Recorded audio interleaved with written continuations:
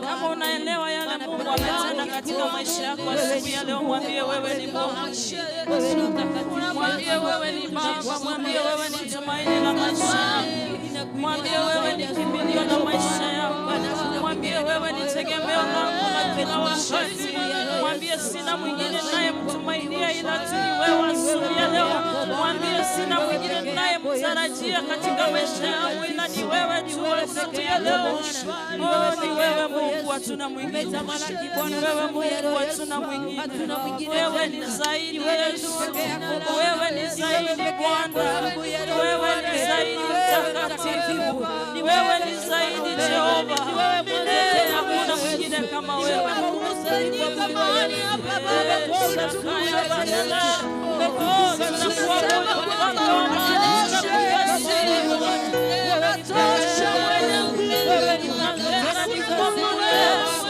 Napenda nikupe sifa, napenda nitukuze jina lako, napenda niheshimu jina lako asubuhi ya leo Yesu, maana isingelikuwa ni wewe ni nani tena asubuhi ya leo. Wewe peke yako umetukuka Yesu, wewe peke yako unastahili Mfalme, wewe peke yako unatosha.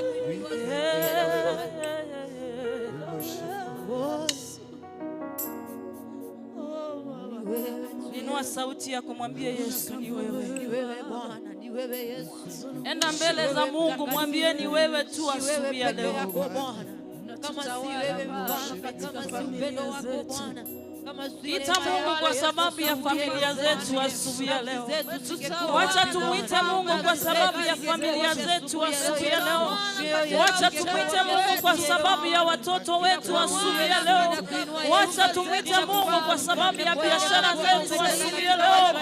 Wacha tumuite Mungu kwa sababu ya kila mmoja wetu asubuhi ya leo ambaye amekusanyika katika nyumba ya Bwana. Tumwambie Mungu tutawale. Tumwambie Mungu kuwa kiongozi. Tumwambie Mungu kuwa tumaini. Tumwambie Mungu kuwa tegemeo la maisha yetu, maana tuna mwingine asubuhi ya leo ila tu ni wewe. Inua sauti yako, mwambie ni wewe Yesu. Kama sio wewe kwa upande wetu asubuhi ya leo, kama sio wewe kusimama nasi katika kila hali, hakika Mungu wetu hatungeweza asubuhi ya leo. Baba, tumewezeshwa na wewe asubuhi ya leo. Yesu, tumewezeshwa na wewe asubuhi ya leo. Yesu, tumepiganiwa na wewe asubuhi ya leo. Ni wewe ambaye umepigania maisha yetu. mtakatifu, Ni wewe ambaye umepigania mioyo yetu asubuhi ya leo. ni wewe tu Bwana, ni wewe tu mtakatifu. Hallelujah. Wewe Baba yangu, ina sababu ya kukuabudu asubuhi ya leo Yesu. Yesu,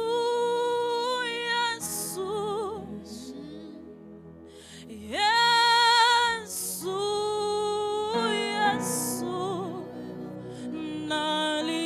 nalita jina lako, nami niwe salama. Yesu, Yesu,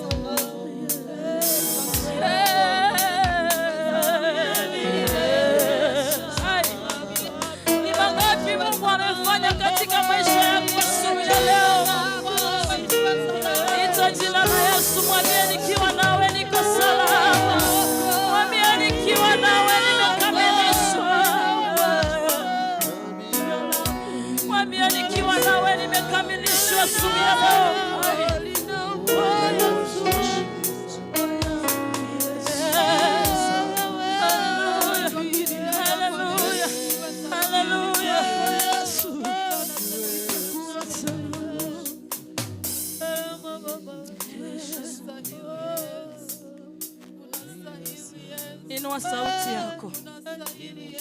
Inua sauti yako kwa Bwana. Inua leo, mwambie ninaliita jina lako takatifu. Mwambie Yesu, naita jina lako lilo juu ya majina yote asubuhi ya leo. Mwambie Yesu, naita jina ambalo likitamkwa magonjwa yanapona. Mwambie naita jina ambalo likitamkwa ninapata ushindi. Mwambie naita jina asubuhi ya leo, jina lako likitamkwa ninapata baraka. Mwambie Yesu, ninaliita jina lako asubuhi ya leo, maana kwako kuna ukamilifu, maana kwako kuna ushindi, maana kwako kuna kufika mahali natarajiwa niwe.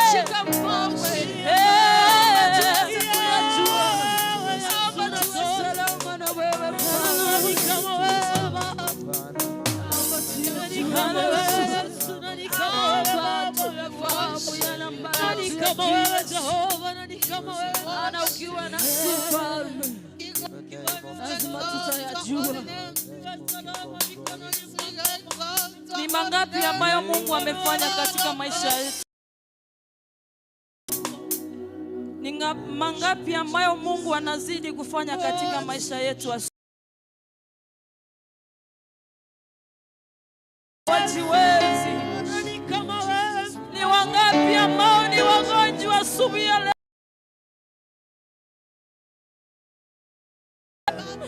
Ni wangapi ambao wamewapoteza wenzao asubuhi ya leo? Wana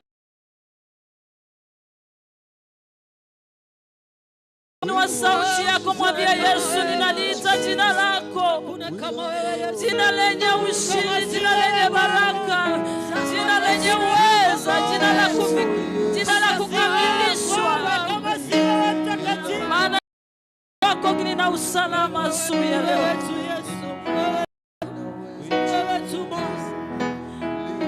Mwambie Yesu, ninaliita jina lako. Mwambie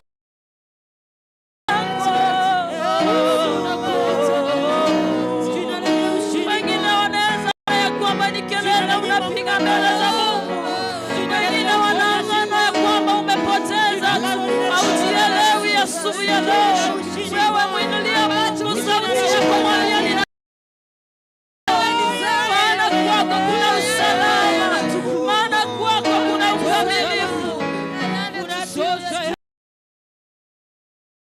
kwa miaka mingi akimtafuta mtoto, mpaka watumishi wa Mungu wakamwambia kwamba amelewa, lakini hakupoteza tumaini kwa Mungu. Alizidi kumwita Bwana. Sauti ya kwa Mungu tu, umebaki kuwa Mungu tu Bwana. Hatuna mwingine tena wa kuabudu. Haleluya.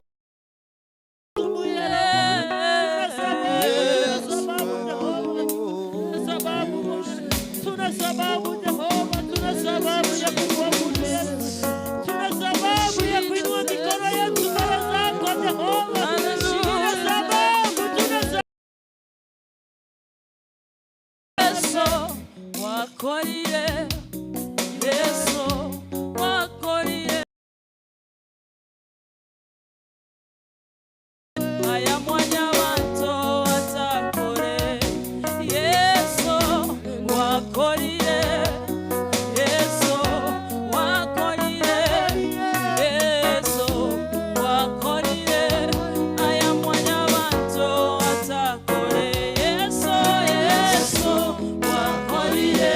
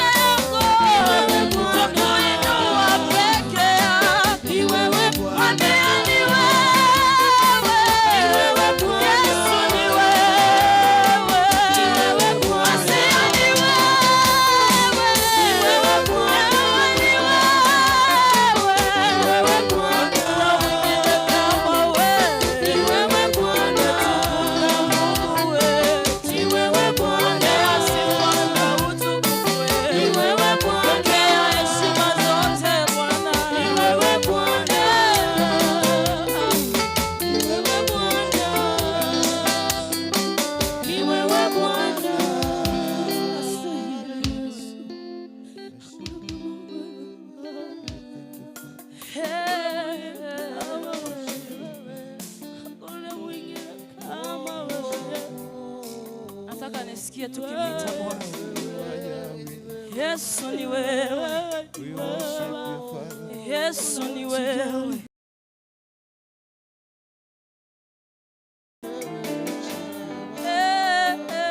Wewe Yesu, wewe Baba tunakuinua tena. Angalia maisha yako asubuhi ya leo. Sababu ya kumwambia Yesu wewe. Ama ene nturene kere ngagyo ko matenga Nyasaye naye. Neba turasama ko munero isanira ndo tigaire ko banyasaye. Otorwanereire mami yabono otoirobogima. Hata wakati tuko katika hali ngumu, Mungu amebaki kuwa Mungu katika maisha yetu. Ni wakati mzuri wa kumwambia Bwana ni wewe. Mwambie Yesu ni wewe katika maisha yangu. Mwambie Yesu ni wewe katika familia yangu. Mwambie Yesu ni wewe katika ule mume wangu ambaye hajaokoka. Mwambie Yesu ni wewe katika maisha ya ule mke wangu ambaye hajaokoka. Mwambie Yesu ni wewe katika maisha ya mtoto wangu yule ambaye hajamtambua Yesu asubuhi ya leo. Mwambie Yesu ni wewe katika biashara zangu. Mwambie Yesu ni wewe katika kila goal in my life katika jina la Yesu Kristo. Kama uninua sauti yako kwa Bwana, ondeta yogo chikomorangeni Nyasaye sengencho yawe mambi ya Bwana. Igore omonuo morangeni Nyasaye asengencho abana baite mambi ya Bwana. Nonene kere twaresenga kielikizo mosabere na Nyasaye bakonye kumomenyera nagotebanga nere Nyasaye isanire nagotebanga nere bwekore rwoti nande buli amagimabo aserieta ya Yesu Kristo. Hakuna mtu atakayemwita Mungu kwa sababu yako asubuhi ya leo. Iwe wewe ni mjane asubuhi ya leo, kumbushe Mungu maneno yale anayosema ya kwamba yeye ni mume wa wajane, tena yeye ni baba wa yatima. Mwambie Yesu ya kwamba leo mimi niko mbele zako nikikuhitaji wewe uwe mume katika nyumba yangu, ukawalinde watoto wangu na kunipa hekima ya jinsi ambayo nitaweza kuwalea kwa wakati ambao ni mgumu. Oh, inua sauti yako. Inua sauti yako kwa Bwana.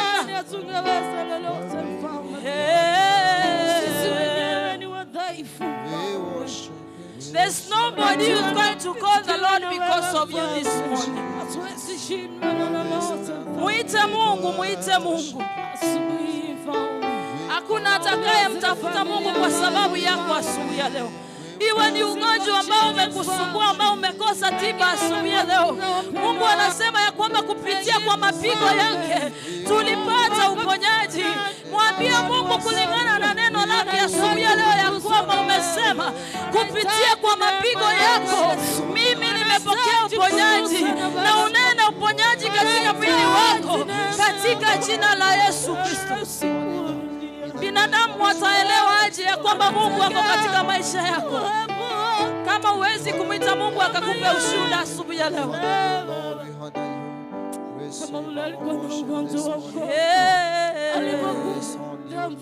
Mungu wa ushuhuda wangu, Mungu wa wokovu wangu, Mungu wa ushuhuda wangu, Mungu wa wokovu wangu, Mungu wa ushuhuda wangu. Wewe ni ushuhuda wangu asubuhi ya leo Yesu. Wewe ni wokovu wangu. Inua sauti yako, mwambie Yesu, mwambie Yesu, mwambie Yesu. Wakati wako Yesu. Unafanya mambo ambayo mwanadamu hawezi kufanya. Unatoa faraja ambayo mwanadamu hawezi kutoa. Haufananishwi na kitu kingine. Haufananishwi na kitu kingine.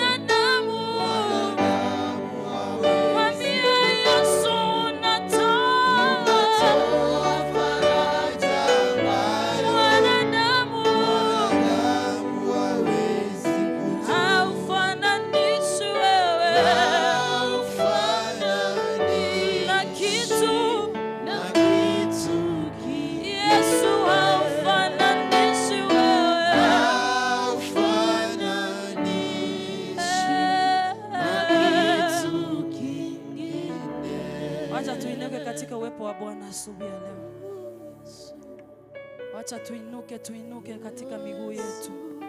Tumheshimu Bwana asubuhi ya leo.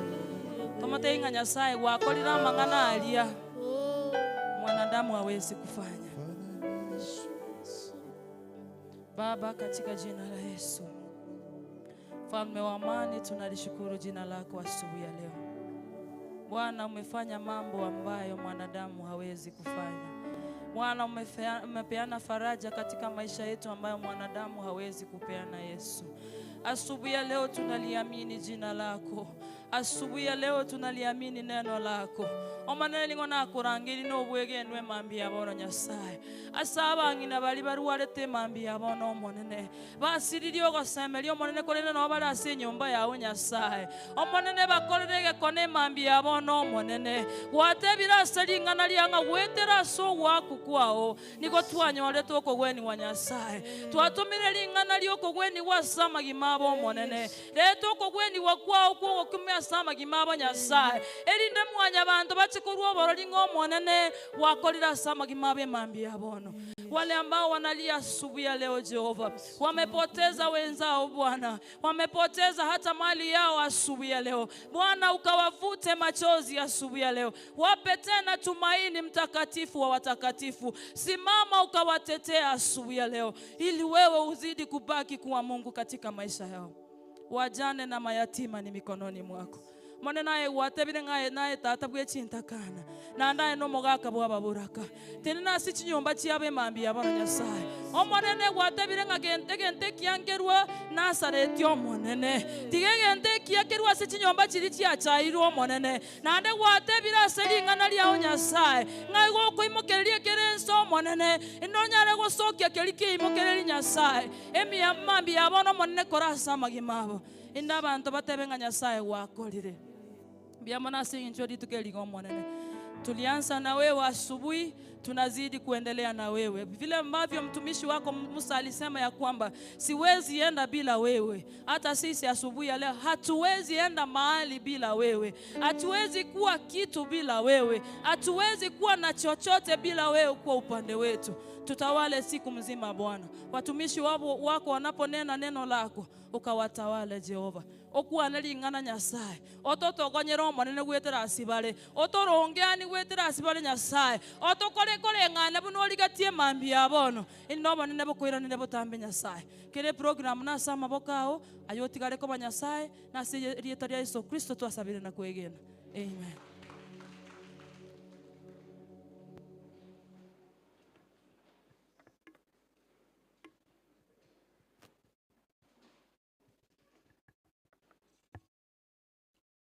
Bwana Yesu asifiwe.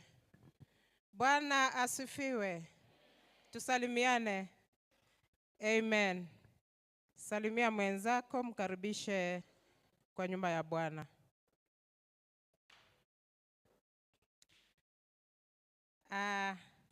Karibu sana kwa ibada ya leo ya Jumapili tarehe 17 mwezi wa 11 mwaka wa 2024.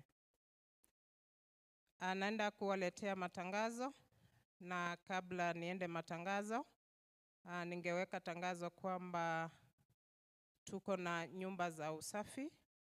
Wazee, nyumba zetu ziko hapa juu, na wamama, nyumba zetu ziko huu upande mwingine. Kwa hivyo tusigongane. Karibu sana. Naomba kwamba tuweze kubarikiwa pamoja. Wageni wote ambao wako pamoja na sisi, tunashukuru sana, tunawakaribisha katika jina la Bwana.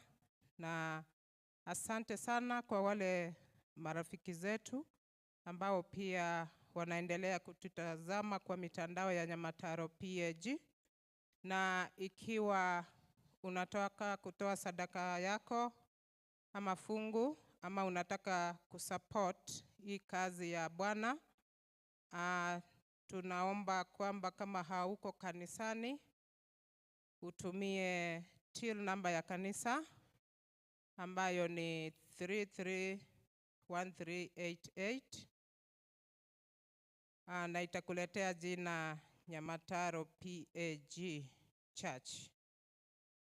Nitarudia, ukitaka kutoa offering na uko na M-Pesa, unaenda M-Pesa, buy goods, unaweka business number 331388 na itakuletea jina Nyamataro PAG Church na utabarikiwa. Leo tuko na meza ya Bwana, tujitayarishe.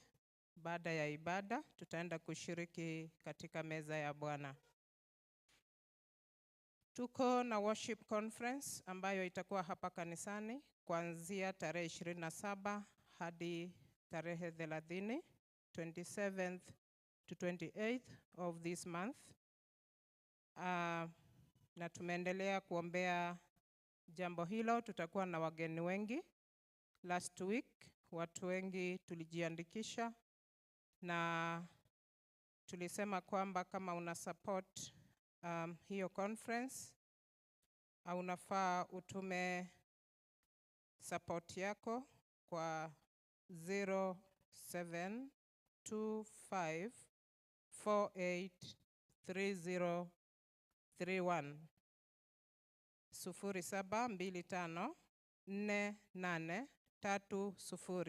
0725483031 na itakuletea jina Mark Ongondi ambaye ni treasurer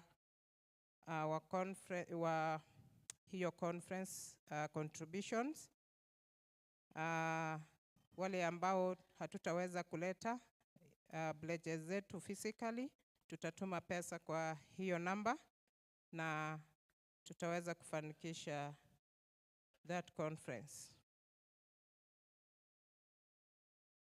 Choir practice is on. Choir practice inaendelea Jumatatu, Jumanne, Alhamisi na Ijumaa kuanzia saa 10 hadi saa 11, 1 hour. Jumatatu, Jumanne, Alhamisi na Ijumaa saa 10 hadi saa 11 ndio kwaya inakutana hapa kanisani wakiendelea kujifunza mambo mengi kama kikundi. Tutakuwa na center meeting tarehe 30th of November, 30 mwezi huu pale Ebenezer PAG Church. Center meeting on 30th November pale Ebenezer PAG Church. Kwa hivyo all members tumealikwa Ebenezer ili tuweze kuwa support vile walikuwa hapa mwezi jana tarehe 26. So wacha tujitayarishe ili tuweze kwenda pale kwa wingi, tutoe our support. Kisii District PAG elections zitakuwa tarehe 20 mwezi huu. Viongozi wa wilaya ya Kisii watachaguliwa tarehe 20 mwezi huu ambayo ni next week part 1. No, next week. Jumatano wiki ijayo ndio tutakuwa pale Kisii PAG tukichagua viongozi ambao wataongoza wilaya ya Kisii for the next 5 years.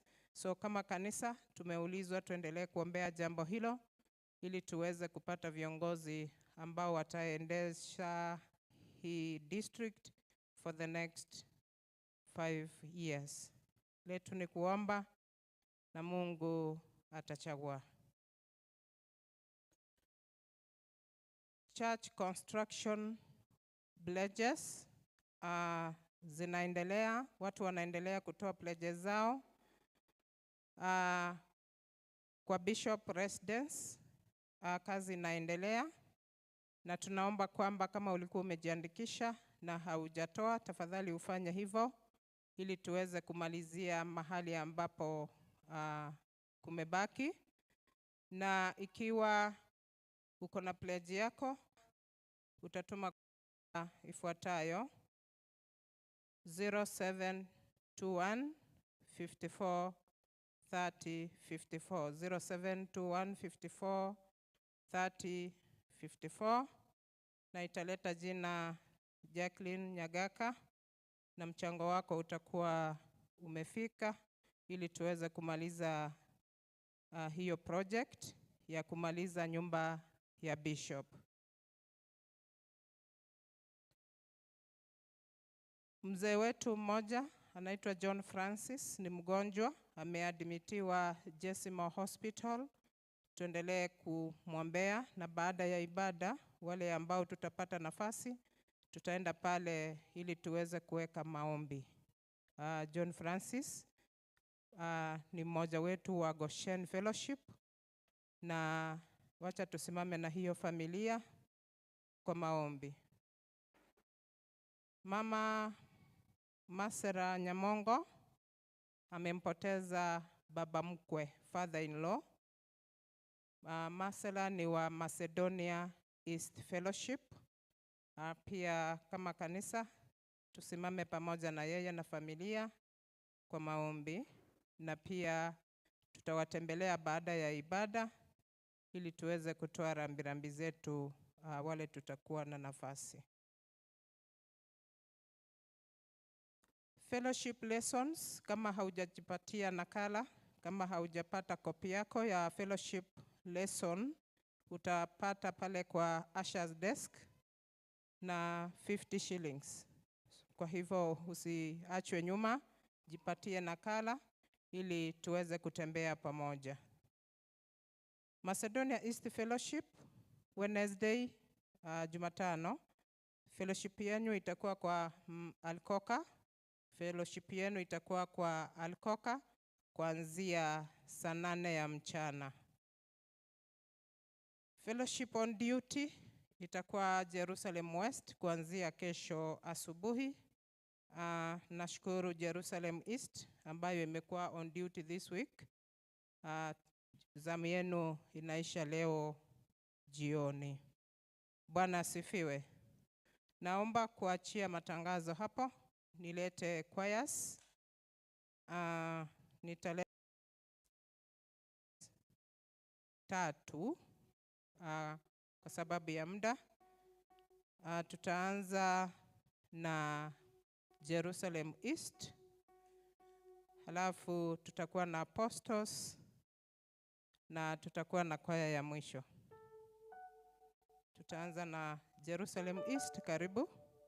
Apostles mtakuwa ready, ndio mtafuata Jerusalem East wakimaliza.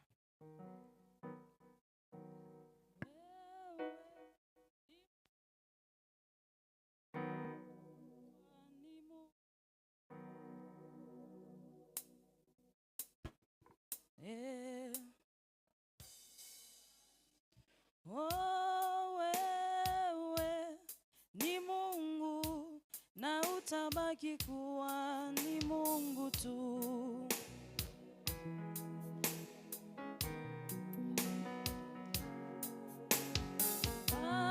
Wewe ni Mungu na utabaki kuwa ni Mungu.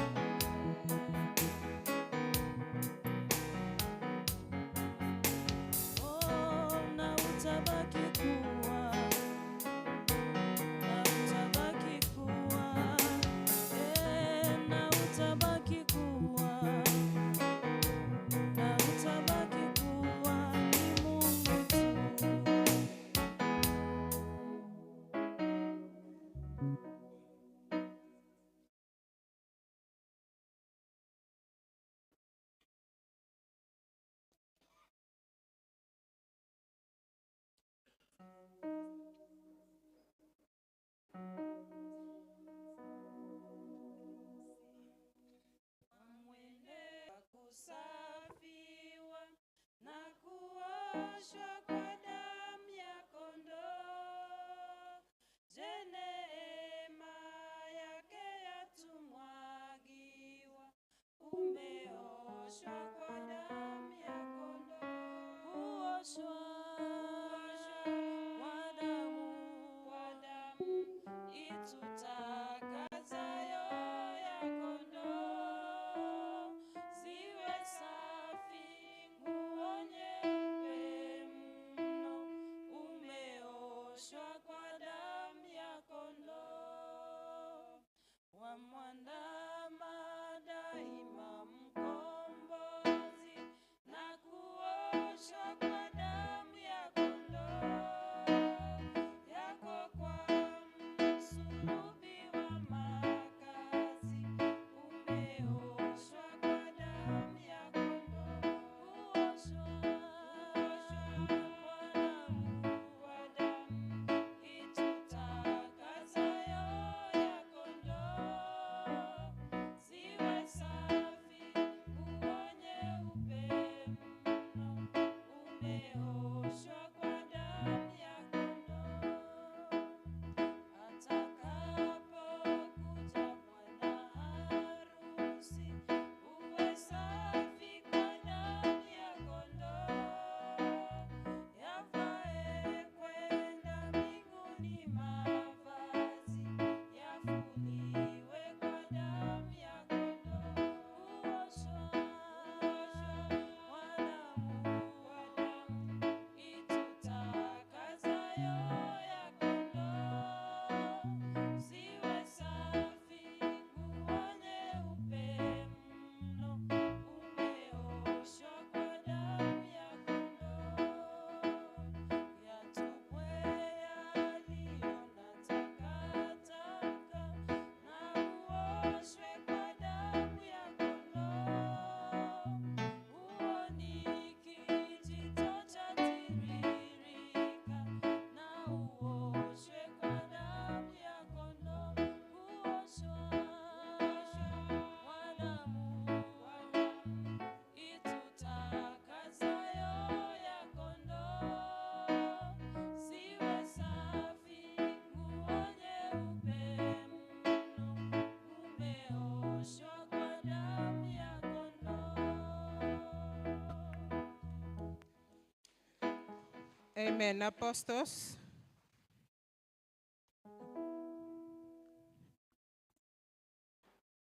Apostles, na tukimaliza na apostles, widows mtakuwa tayari. Widows mtakuwa tayari.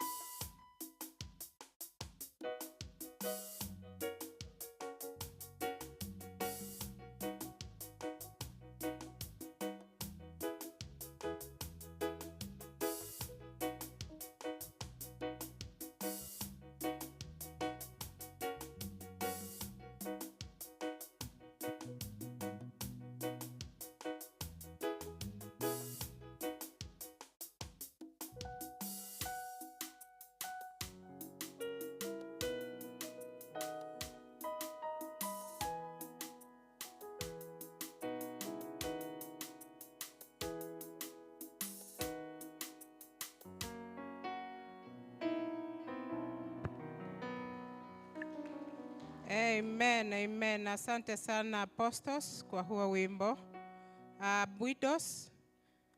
Widows, wajane wote, tusimame wajane wote.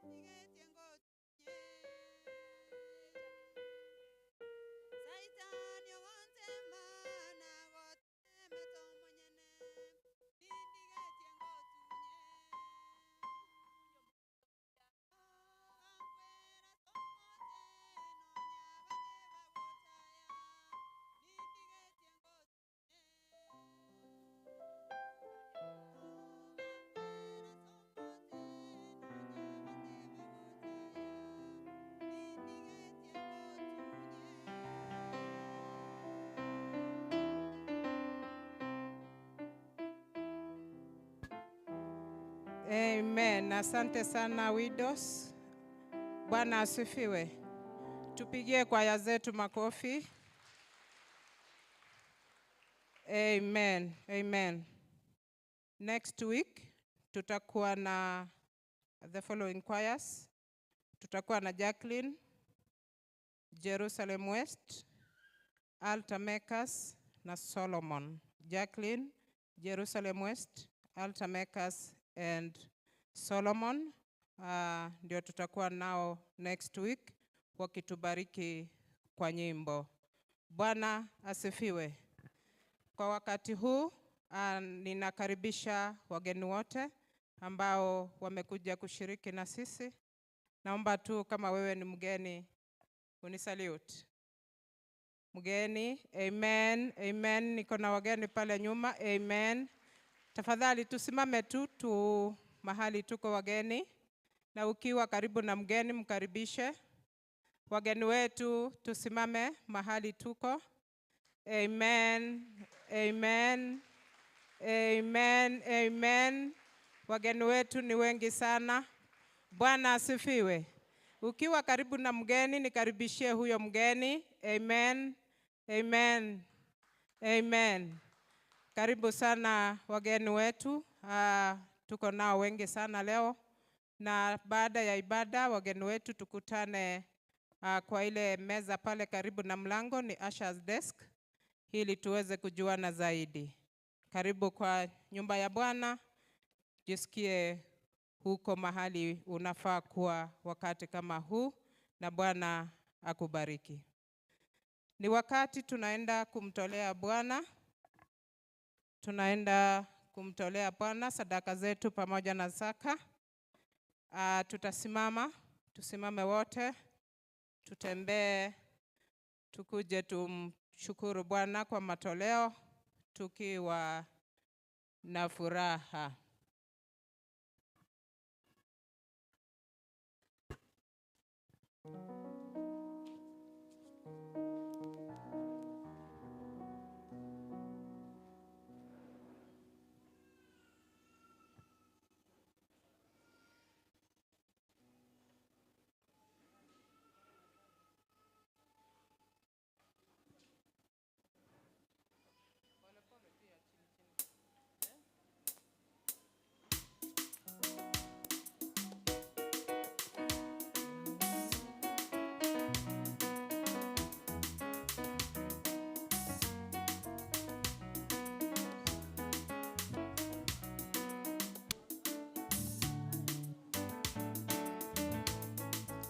Manene nyasaye no miya, Niga gosese sakyo manene nyasaye no miya, Niga gosese Nyasaye no miya, Niga gosese Nyasaye no miya, Niga gosese sakyo manene nyasaye no miya, Niga gosese manene nyasaye no miya, Niga gosese Nyasaye no miya, Niga gosese Nyasaye no miya.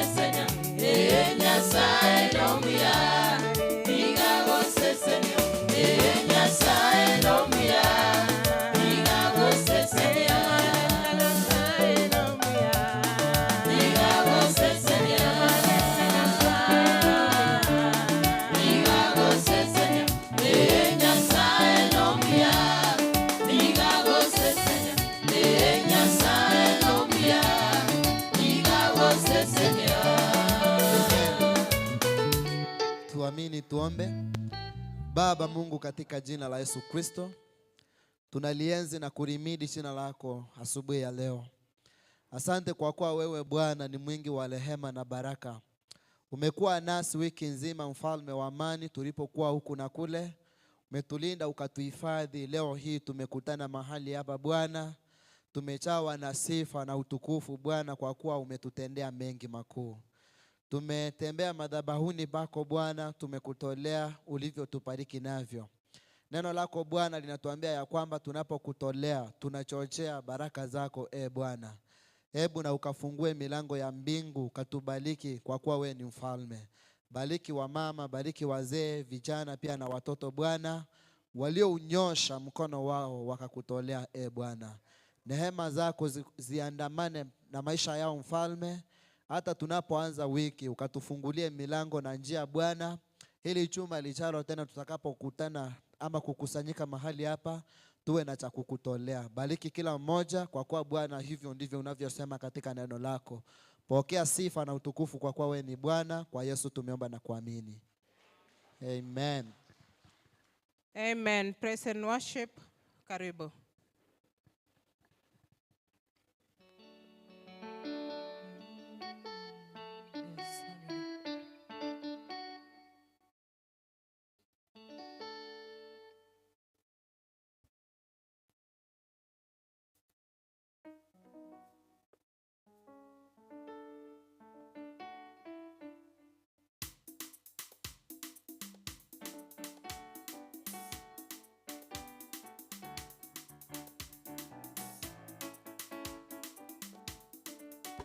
Hallelujah. Hallelujah. Amen. Bwana Yesu asifiwe. Amen. Omonene abakwe. Amen. Yesu abakwe. Abakwe Yesu. Tebyo yora monere nga nore no bosibore bwo kumusasima Nyasaye. Hallelujah. Matainga nore no bosibore bwo kumusasima Nyasaye. Bwana asifiwe. Amen. Matai gokondora nguimukia amagoko igoro tari nche. Inyasaye. Oh yes. Hallelujah. Amen. Wacha nitoe ushuhuda tu kidogo, dakika 5. Yainge itukuria Jumaine wiki hii. Ngaru nyumba mwane. Do ndina abana bane babere. Awoka bari ngaika taoni kababeke gari bare kwenda gukwani umungi nonde nka katebi gubaikire bakari pigi baendenka kero kwa urera minga soko ne pigi pigi chida ekanke igo manye ko iguna ki Silvia mega asiore Egas. Abana bagure ne pigi ngakyo ito koiwa. Karaba watenki abana bari bawa. Ngakyo iwo okoiwa. Okoiwa muno te iweti. Ngabora bawa baumia. Ngango gote itore. Ngabate inu ntebi. Tiakunya kuganyanga ki ngango nte imuri. Umia egere na manyasi ngokoraki abana barusirie matainiro ya abande na abana babere nse ino bagokoraki saburonge ginkweresa rende statement yego gisobo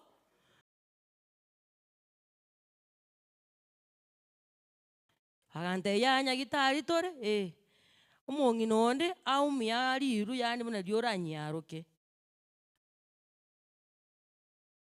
abana bane barobungaki bagante yaya omwana oyogo mumura naera rirwa umia kogoroku na umiete rirwe ria umia lakini agwaro sigo esteri rora agugo kwa kwaro sigo baba rendere ono ngatikana ngotena ki esteri bakunya kongeresa asabanta batatu oyo munara batete gokoraki kumbisa Agante yaya. Baba na umia lakini ato umia tiriru. Era umia obosio. Kate yo umia oboswe. Umuntu bwe pikipiki rende. Ngabana asaba ntao bonsi umuntu umiete bobe no muntu bwe pikipiki. Ngasomete gasi ari stoengo kora abaindi bali. Muna Nyasaye amenyete. Okonya unesi ora kenda mbake echo. Enda senda nyare kugamba inyigo. Abana mba umia lakini mba umia tibobe lakini umuro herena akora ki na umia Thomas ko chandika ko ruabu Nyasaye orio kora ayamane na abana bare buya na ikire na nyora abana mbuya bare Thomas ko sari Silvio ne transport ko ruabu ochakorora abana mbuya bakora teki abana mbuya bare na kyoro chokwira no te yo ngabana bari bano meterire sabari eri na obenda ba umia abagaka abuna mubarochi gambari baya eba kuimuka bagoteina ki eba umia bono wacha kongereza ngai bakote ki bale lakini kwa sababu ya neema ya Mungu asinge njonga Nyasaye igago twegerera no so asa machara mangi to kunyara korimera no so aso muliro gusamba to kunyara koyia. Bwana asifiwe. Tuna sababu ya kumwabudu Mungu, tuna sababu ya kumtukuza Mungu. Gitokwa na kumubaka Nyasaye na komotogia yani motogi Nyasaye ne birime yago byonsi pi bimotogie Nyasaye ati arogo sugurikere familia yago andonsi asere. Haleluya. Wapi figeregere.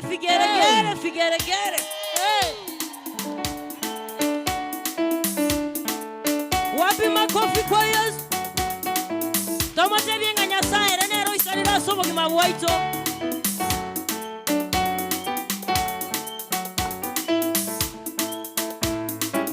Makofi kwa Yesu.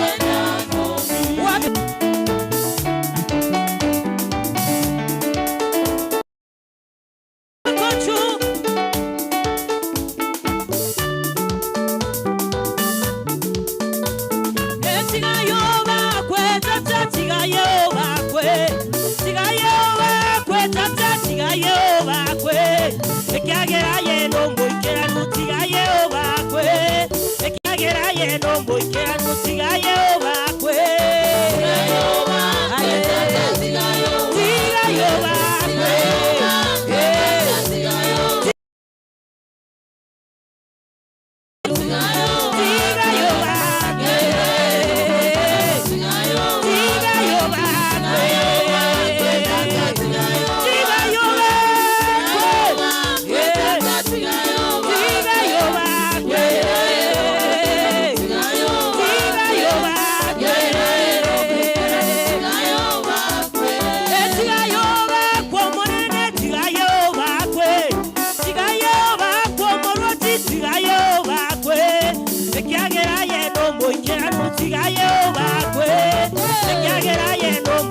tigaye obakwe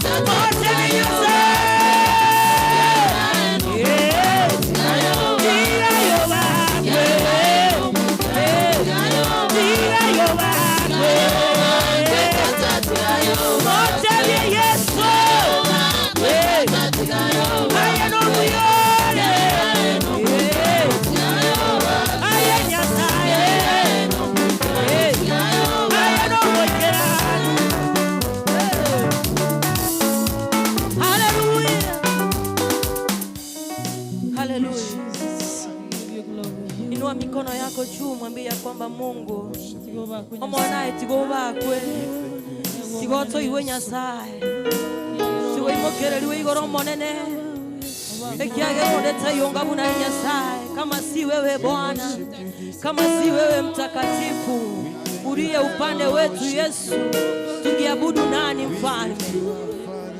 Tamuka jambo mbele za Mungu, mwambie ya kwamba Mungu, nimeanguka chini ya miguu yako. Nimeanguka chini ya miguu yako Yesu, ninakusujudu. Nimeanguka chini ya miguu yako Bwana, ninakuabudu. Nani kama wewe Yesu? Nani kama wewe?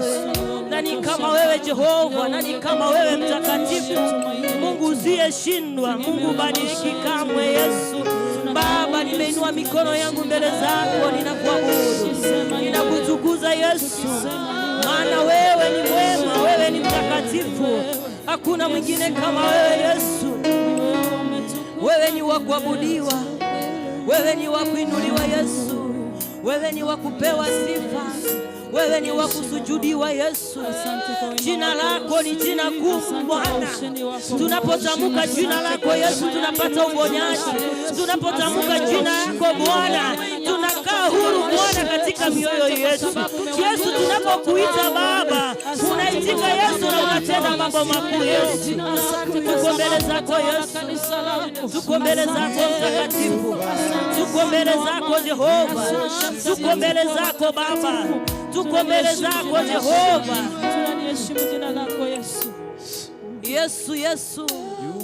Umesema katika neno lako Bwana, katika Yeremia Yesu umesema ya kwamba Baba, tunapokuita Yesu unaitika Baba na unatenda mambo makuu. Yesu, natuonyesha mambo makuu Yesu ambayo yamefichika, mfalme wa wafalme. Wakati huu Baba tuko mbele zako. Tumeinua mioyo yetu mbele zako Baba. Maana tuna mwingine.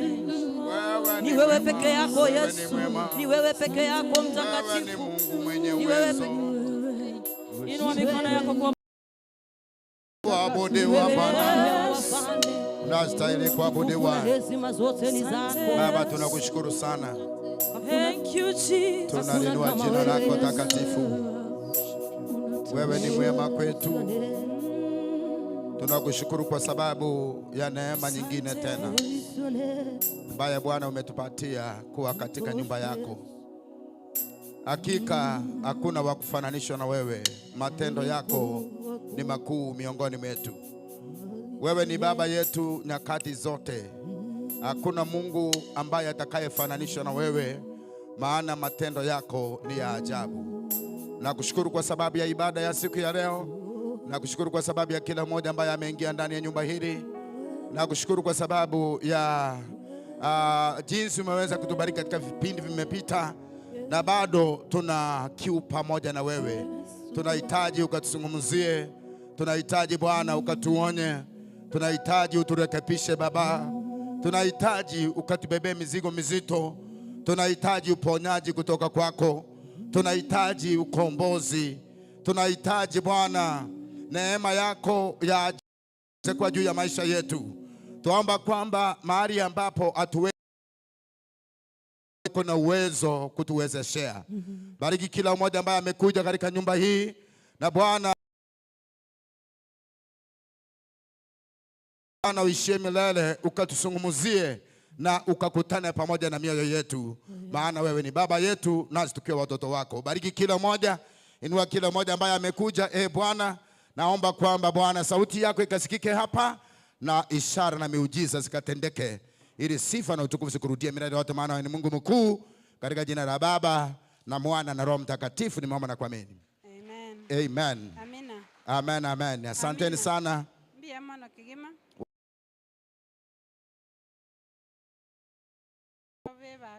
Ambaye mumetuongoza katika kipindi hiki. Na ninaamini kwamba sio bure wewe kuwa hapa. Hauja kuja kupoteza muda katika nyumba ya Bwana. Umekuja kwa sababu Bwana anakuhitaji uweze kuwa hapa.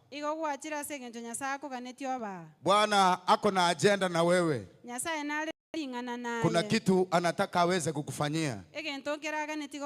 Na kwa vile umekuja, anaenda kukutendea. Bwana asifiwe. So namshukuru Bwana kwa sababu ya nafasi hii. Kabla niweze kuleta mtumishi wa Mungu ambaye anayeenda kutuzungumzia, nataka nimshukuru Mungu kwa sababu amekuwa pamoja nasi katika viwango vikubwa. Ametusaidia katikati ya wiki hii. Wenzetu walikuwa na shida hapa na pale, lakini wengine tuliwafikia tukawafariji,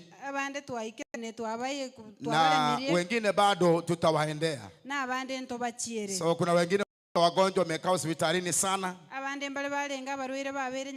Bwana aliwasaidia wengine wakatoka jana. So karibu katika ibada yetu ya Nyamatari.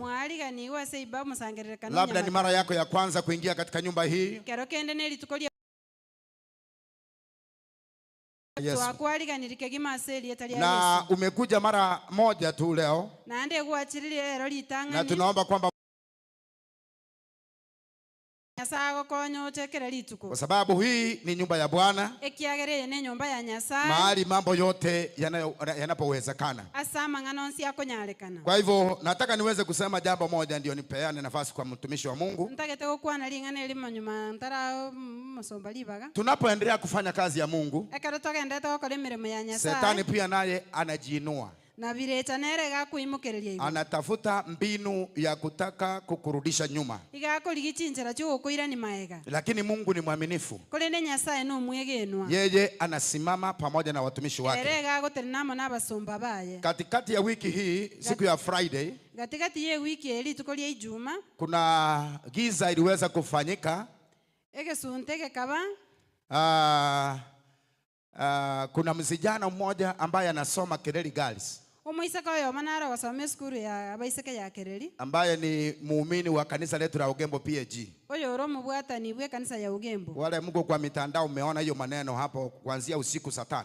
bali mole online mwarorera amang'ana ayikoro gochakera chinsa isano chia butuko Huyo msijana anasoma Kereri Girls, omoiseka oyo gagosoma esukuru ya abaiseke ya Kereri na ikawa bahati mbaya na ande ekaba egesie kebe ameweza kupigia mtoto wangu simu, anaitwa Caleb Light. agakera omwana oyo esimi okoro ku Caleb Light Na tangu wakati huo mtoto huyo hakuonekana. korwa chinsa echio omwana oyo itarorekana Siku ya Friday rituko ria juma hakuenda nyumbani kwao, tachieti nkasobo na siku ya Saturday jana ne rituko ria Jumamosi igoro hakuonekana. tarenge sobo Mpaka usiku watu wameweka maneno hayo kwa mitandao, na ande mpaka botuko abantu bakabeka amang'ana ya ase mitandao wakasema kwamba huyo mtoto ameonekana akiwa na Caleb, wameweka namba yake ya Caleb hapo. ng'a barorekanire bare na Caleb bakabeka namba ya Caleb ase mitandao Yanajulikana kwa polisi, namanyekaine ase abasikari walienda walikaripoti pale. mbageta amang'ana babegeta oripoti oro Walipokuja kutafuta huyo msijana kwa nyumbani kwangu, ekero bachete korigia omwana oyo omonyaroka ase nyumba ya Bishop sikuwa nilikuwa hapa. tare Sisi zote ni washirika wa Ugembo PAG, na hata huyo msijana wa Ugembo PAG, mwalimu huyo anaitwa Sostena ni wa Ugembo PAG. So ni watu ambao wana huyo akaweka hiyo maneno kwa Facebook, na nilipoamka saa 6 nikapata ameweka hiyo maneno hapa. Alinizungumzia, nikamwambia huyo mtoto tunaenda kumtafuta, akipatikana itakuwa sawa. Lakini so alipoweka, nimejaribu kufuatilia. Asubuhi nilipokuja hapa maombi, nililala hapa asubuhi nilipokuwa nikiomba, nikasema before saa 5 ukweli ujulikane. Na nikapata taarifa kwamba mtoto huyu amepatikana. Vile amepatikana, amepelekwa polisi na watu wa community policing. Ameelezea mahali alikuwa kwa kijana mwingine anaitwa Penja, ambaye anaendeza gari ya Coca-Cola ambaye inauza pale. Ndio nataka kusema kwamba kuna mambo mengine mtu anaweza kuwa haraka kuweka kwa mitandao, kwa sababu saa hii wamenizungumzia nikitoka kwa ofisi, wakisema kwamba pastor njoo tuweze kuongea, tuone kama tutasuluhisha hii neno, na tuweke statement nyingine kwa mitandao kwamba yule mtoto amepatikana na hakupatikana kwa Caleb. So naomba kwamba muendelee kutuombea. Tuko na maadui wengi wa kusherekea wakati tunapatwa na shida. Watoto wako na maneno, inawezekana kuna ukweli ama hakuna ukweli, lakini imejulikana kwamba mtoto huyu amekuwa kwa Penja ambaye ni driver wa kuendeza gari mambo ya soda pale Ugembo, na wako polisi saa hii. Na wale polisi boniga wako na kuhamba mangana yigolende na banale batabanga. Tusabiri sana tunapoendelea kufanya kazi ya Mungu, na ni msimu wa siasa, kuna mambo mengi ambayo yanatokea na neema ya Bwana iweze kututosha. Bwana wabariki sana. Amina. Baba nakushukuru Tata nakubakira kwa sababu wewe sio mwanadamu. ese ngencha etai mwanya bantu Umetuita kwa mwito mkuu, watorangeirie ase okorangeri na gwokanene matendo yako ni matendo ya ajabu. n'amakoro ao n'amakoro y'ogokumia Nilipokuomba asubuhi hapa ekero nagosaba mambiga jambo lile ambalo liweze kuonekana kwa mtandao, igoro y'ering'ana riri riarorekanete ase omutandao nikasema before saa 5 nateba ng'a saa 5 itaraika ukweli uweze kujulikana. ekene kemanyekane Na kushukuru kwa sababu umeshughulikia nabwakeire mbuyamana ase na ukweli umejulikana. Bwana, nekene kiamanyekanirayo naomba ukaweze kutusaidia sisi ambayo tunayofanya kazi yako. nasabire otokonye ntu abatogokola emirimo Tuko na uharaka wa kufanya mambo katika mitandao ntore n'obwango bw'okobeka amang'ana ase omutandao ambayo yanaweza kuleta shida, yanaweza kuleta mateso katika maisha yetu. ayarareta obokong'u n'emichando ase obogima bwaitu Naomba ukasaidie yule wazazi wa yule msijana, nasabire okonya abaibuli b'omoise usaidie wote wale ambao waliweza kuhusika, kosi ababwatanete n'amang'ana na pia ninaombea mtoto, sisi pia kama familia ukaweza kubariki obuya bwao omoisana n'intu bune efamili kwa jina la Yesu. ase erieta riata Nimeomba na kuamini, nasabire na nakwegera mtu wa Mungu asema amina. amina Amen. So Bwana awabariki sana. nyasaye abasinike Nataka nimlete mtumishi wa Mungu taira komaleta omosombo nyasaye ambaye anayeenda kutusungumzia katika mchana wa leo. ling'ana lya nyasaye ase omogaso Reverend Vincent masomo nyasaye kwa watumishi sana. Amen. Leta mic ni hiyo sponge nyingine. Izra mulende likubandi mwe. Amen.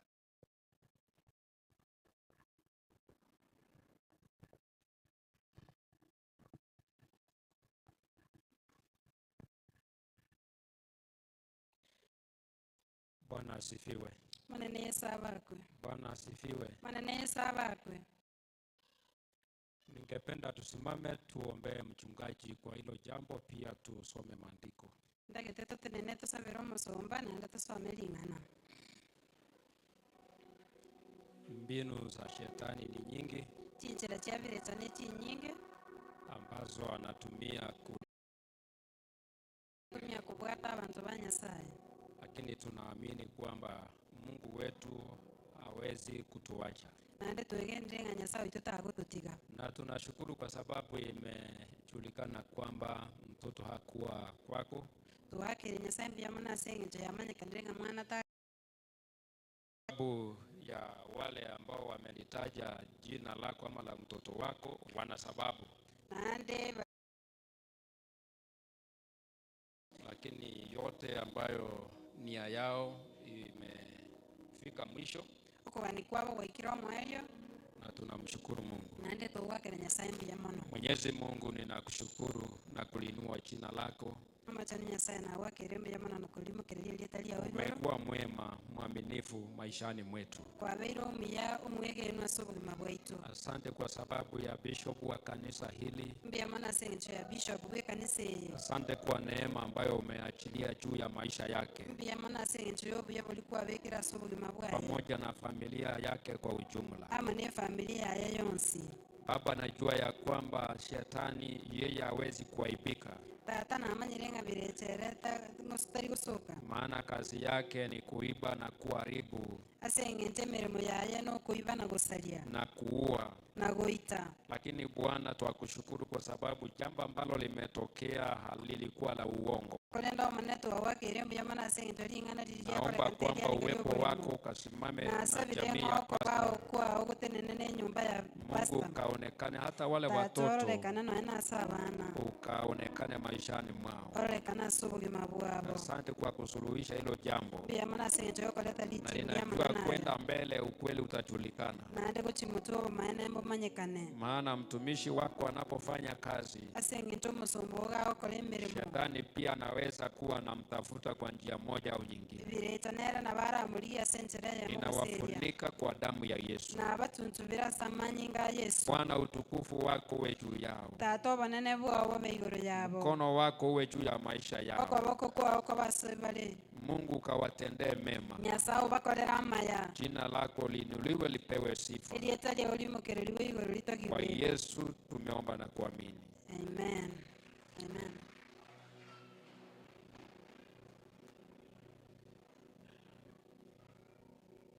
I am happy today. ningogete rero About 2 weeks ago, I have not been in. chiwiki ibere chiaitire tindaba monaino And it's because of the work of God. nase eng'encho ya emirimo ya nyasaye. But I thank God, Bishop, Kore nakere nyasaye mbuyamo nase eng'encho ya bishop for giving gagokwanera omusangiririkano oyo. I still love the Lord as my Savior, Ning'enderete gwancha nyasaye buna omutoli bw'obogima bwane, and I'm committed to serve Him naende ninyeruete komokorera. of season. Ekero ebinto biri buya nekero biri bubi. Allow me to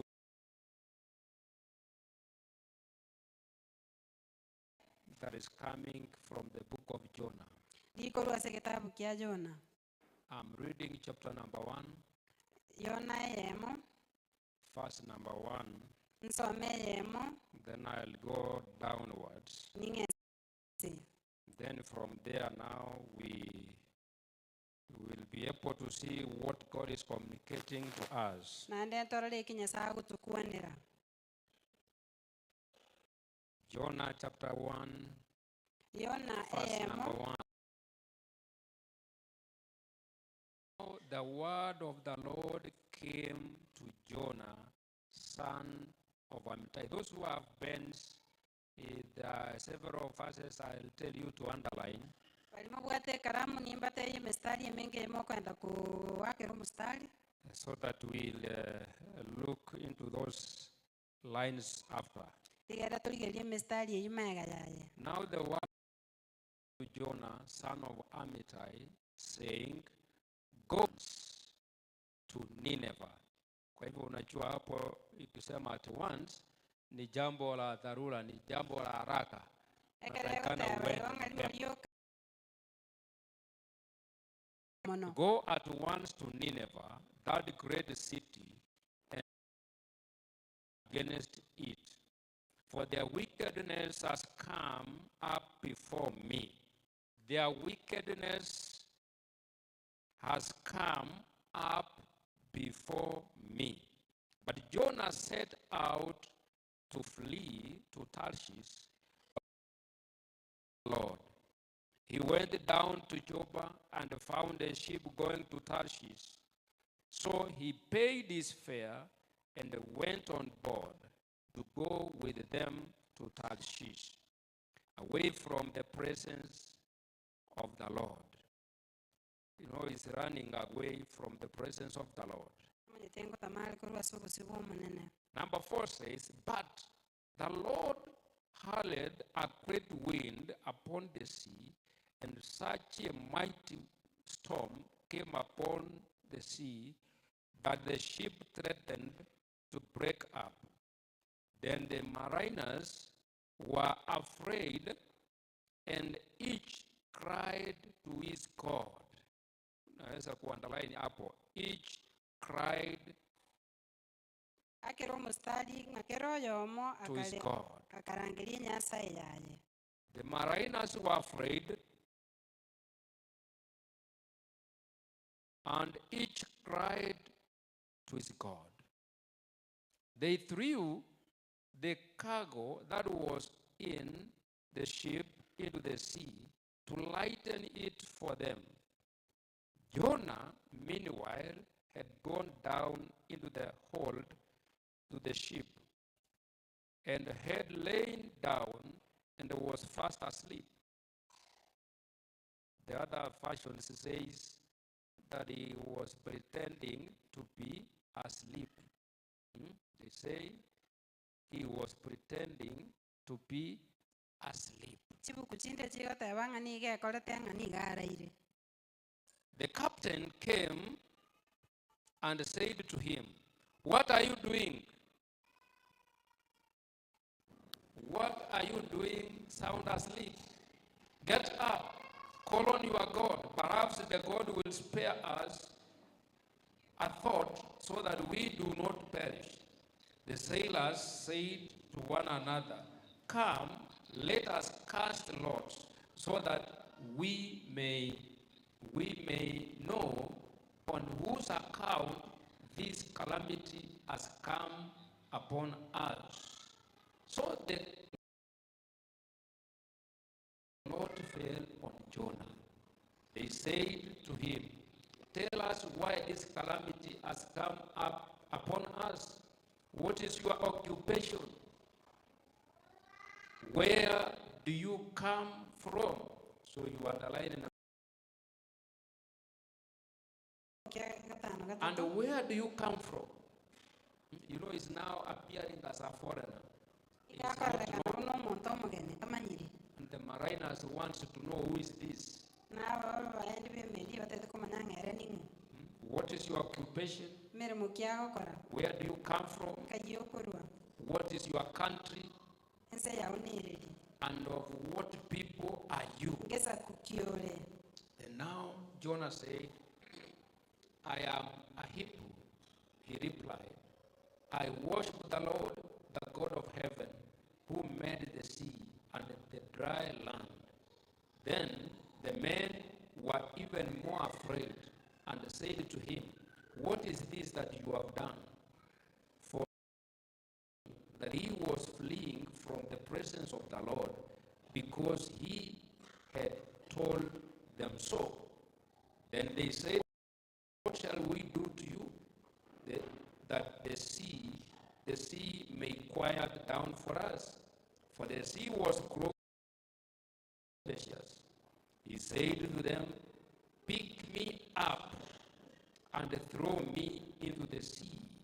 You can underline there. Pick me up and throw me into the sea. Then the sea will quiet down for you. For I know it is because of me that this great storm has come upon you. For I know it is because of me. You can underline it there. For I know it is because of me that this great storm has come upon you.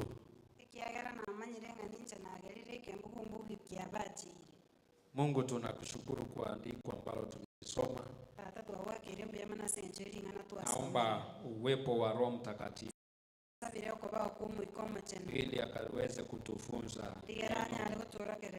neno ambalo unataka tukalijue siku ya leo. Kwa jina la Yesu nimeomba na kuamini. Somebody say amen. This is, and I do not want to go into details and give you the background of the book of Jonah. But I want to go straight to the scripture that we've read about Jonah. It's a story that everyone is conversant with. We have read the scriptures, and Jonah, the Bible says, was a prophet from God. From God, so this man that we are talking about is a prophet. Is a man of God that was anointed. Was not an anointed man of God. A man that God had set aside for his great work. For a great assignment. But I want to speak on a topic I have entitled, The Cause of Sorrow in Your Life.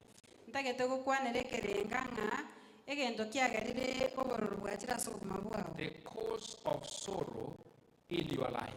The cause of pain in your life. The cause of trouble in your life. The cause of sickness in your life. The cause of storms in your life. The cause of affliction.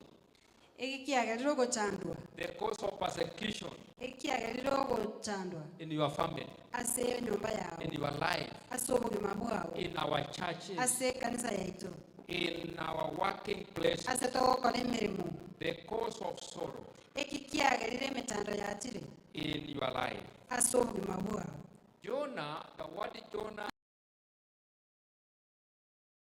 Eliminati liruma it means, liruma and the word Amitai means true.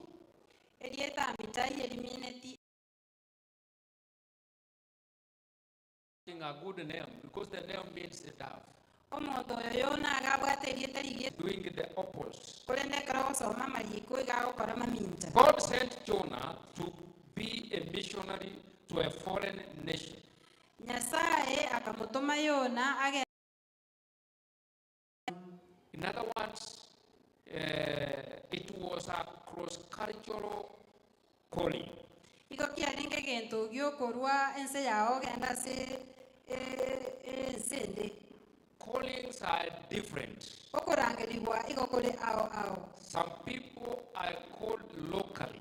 abantu bandi nigo bakorangelibwa bakole emirimo gali You ase can be baiboire called to become a minister to your own people. nabo orarangelibwa okole emirimo ase abantu bamino People who are able to understand your language. abantu baranyare komanya omunu That is the calling, that is a local calling. oku nokorangelibwa okwa nka People like Moses omonto buna Musa was called to minister to his own people. igarangeretigwe akwanera abantu basobo In fact, it was a local calling. igo yarenge okurangelibwa You bwegenka know, there are people who are trying to go and minister in the city and they were not called to go and minister in the city. abantu mbale bagutaka kwenda kurandia ase omuchi omonene nande barangeretigwe barandie But their nka calling is local. ekurangelibwa kwabo kwali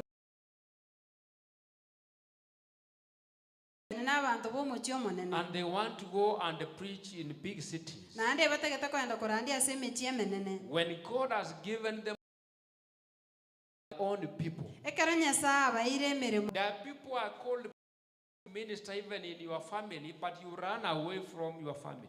abantu mbale barangeligwe bakwana abantu barangeligwe baende kurandia ase In ense other words, etari they are eyabo called to people of different cultures. barangeligwe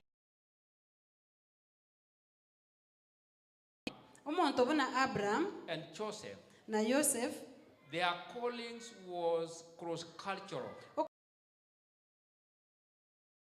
They were called to go and minister to a people who do not even speak their own language. igo barangeretigwe baende bakwanera abantu batari gukwana noe n'omunu What ogo I want to speak to you today is that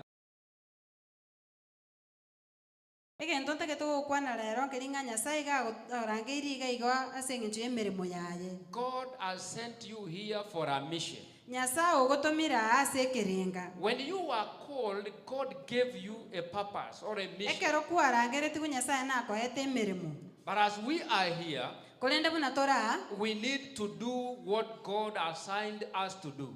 igo tobwenete gokora emirimo eri nyasaye atorangereti tokore You were sent here, some of you, to become missionaries. igo mwarangeretigwe abande bainoko babarandia Some of you were called to become evangelists. abande This church to become an encourager. abande bakarangeligwe bache ekanisa eye babeka abantu And there are omwoyo people who are called to become leaders. nande abande bakarangeligwe baba abarayi Praise God. monene yesu abako Praise God. monene yesu abako I want you to begin to analyze your life ntagete ochake kurigereria obogima bwao or your mission.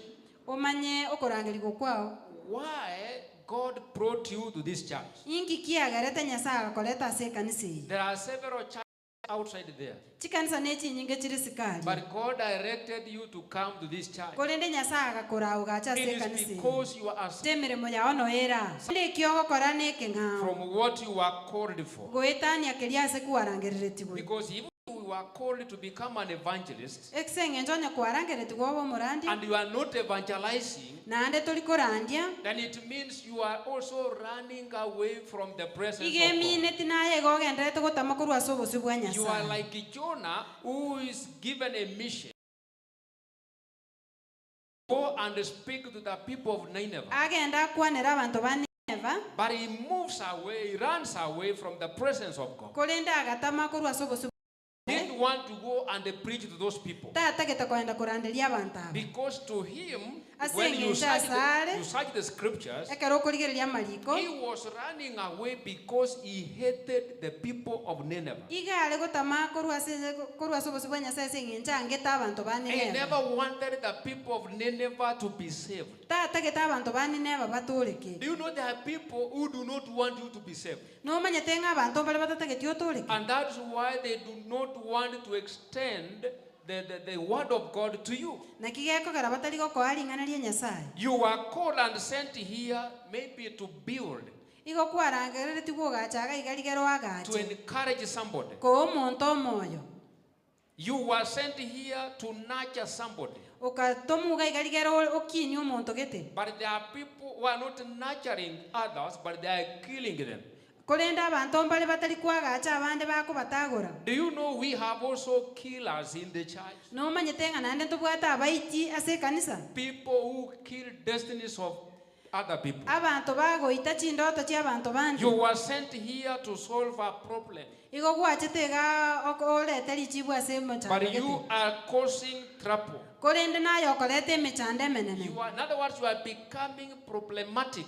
bono ogogendete koba omochando Instead of solving a problem, ribaga riogokonya okoreta richibu ase you omochando are creating more problems. igo ogendete koreta emechando emenene I think I'm speaking to somebody who's listening. ninye egendete ngokwanera ndo omonto There ontegererete are several reasons as to why we are here. ching'encho ne chinyinge There chikogera are toramo people who are here for a mission. abanto mbare barega iga ase eng'encho yekerenga I'm also here for a mission. igo ndega abune ase eng'encho yekerenga Bishop is here for a mission. bishop gara ase eng'encho yekerenga You are here for a mission. igo ora ase eng'encho yekerenga But not all missions are good, brother. tari ebirenga bionsi bire There ebiya are those who have missions of killing other people. abanto mbare bari nekerenga giogoita abanto There bandi are people who are there to kill others. abanto mbare bataete goita abandi They do not want to nurture their gifts. mbatageti gosegeta ekegu They kiabo do not want you to progress mbatageti ogenderere or to achieve anything good. gose konyora kende gionsi ekiya They are causing problems. igo bagendete koreta emechando Jonah was sent. yona agatomo gochi Nineva Nineveh was the capital city of the mighty Assyria. It was the dominant Assyrian Empire was the dominant force Asiria nigo yarenge omochi obwate chinguru in chinene the world of that day. ase ense ye chinga kiecho But he disobeyed God and decided to go to Tarshish. korenda akanga komoigwera nyasaye akagenda Tarishishi He's going to a different direction. iga kogenda City. iga kogenda ase omochi omong'ao Praise God. monene sabakwe Praise God. monene yesabakwe How many are listening to me? mbale Say amen. omonto teba amina Tarshish was located on the south coast of Spain, Tarisisi go yarenge alia Spain and it was a rich town, nande nigo orenge omochi omotenenku and it was in the opposite direction of Nineveh. igo orenge kando ya Opposite of Nineveh. Praise God. amina Praise God. amina So many people are running away from God. iga abantu abange bagoenderete gotama korwa ase nyasaye They have gone astray. bachire asabe Maybe you are called to go somewhere, you did not go. kero kende gokwarangereti goenda ase gete ukanga God kogenda assigned you some duty, but you did not nyasaye do. agakoa emeremo okore tigwakora You are just seated there noikaransete abwo when people are perishing.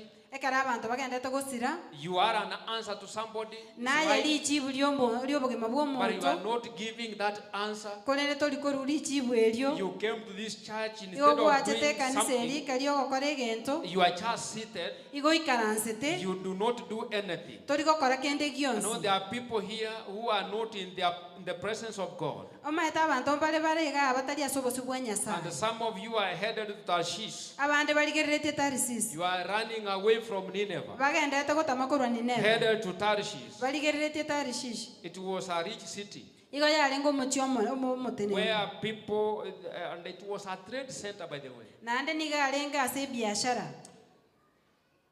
Some of you are running away from the calling Abanto bande igo bagendete gotamakorwa ase okorangerigwa and the purpose of God. nekerenga kia Nyasaye.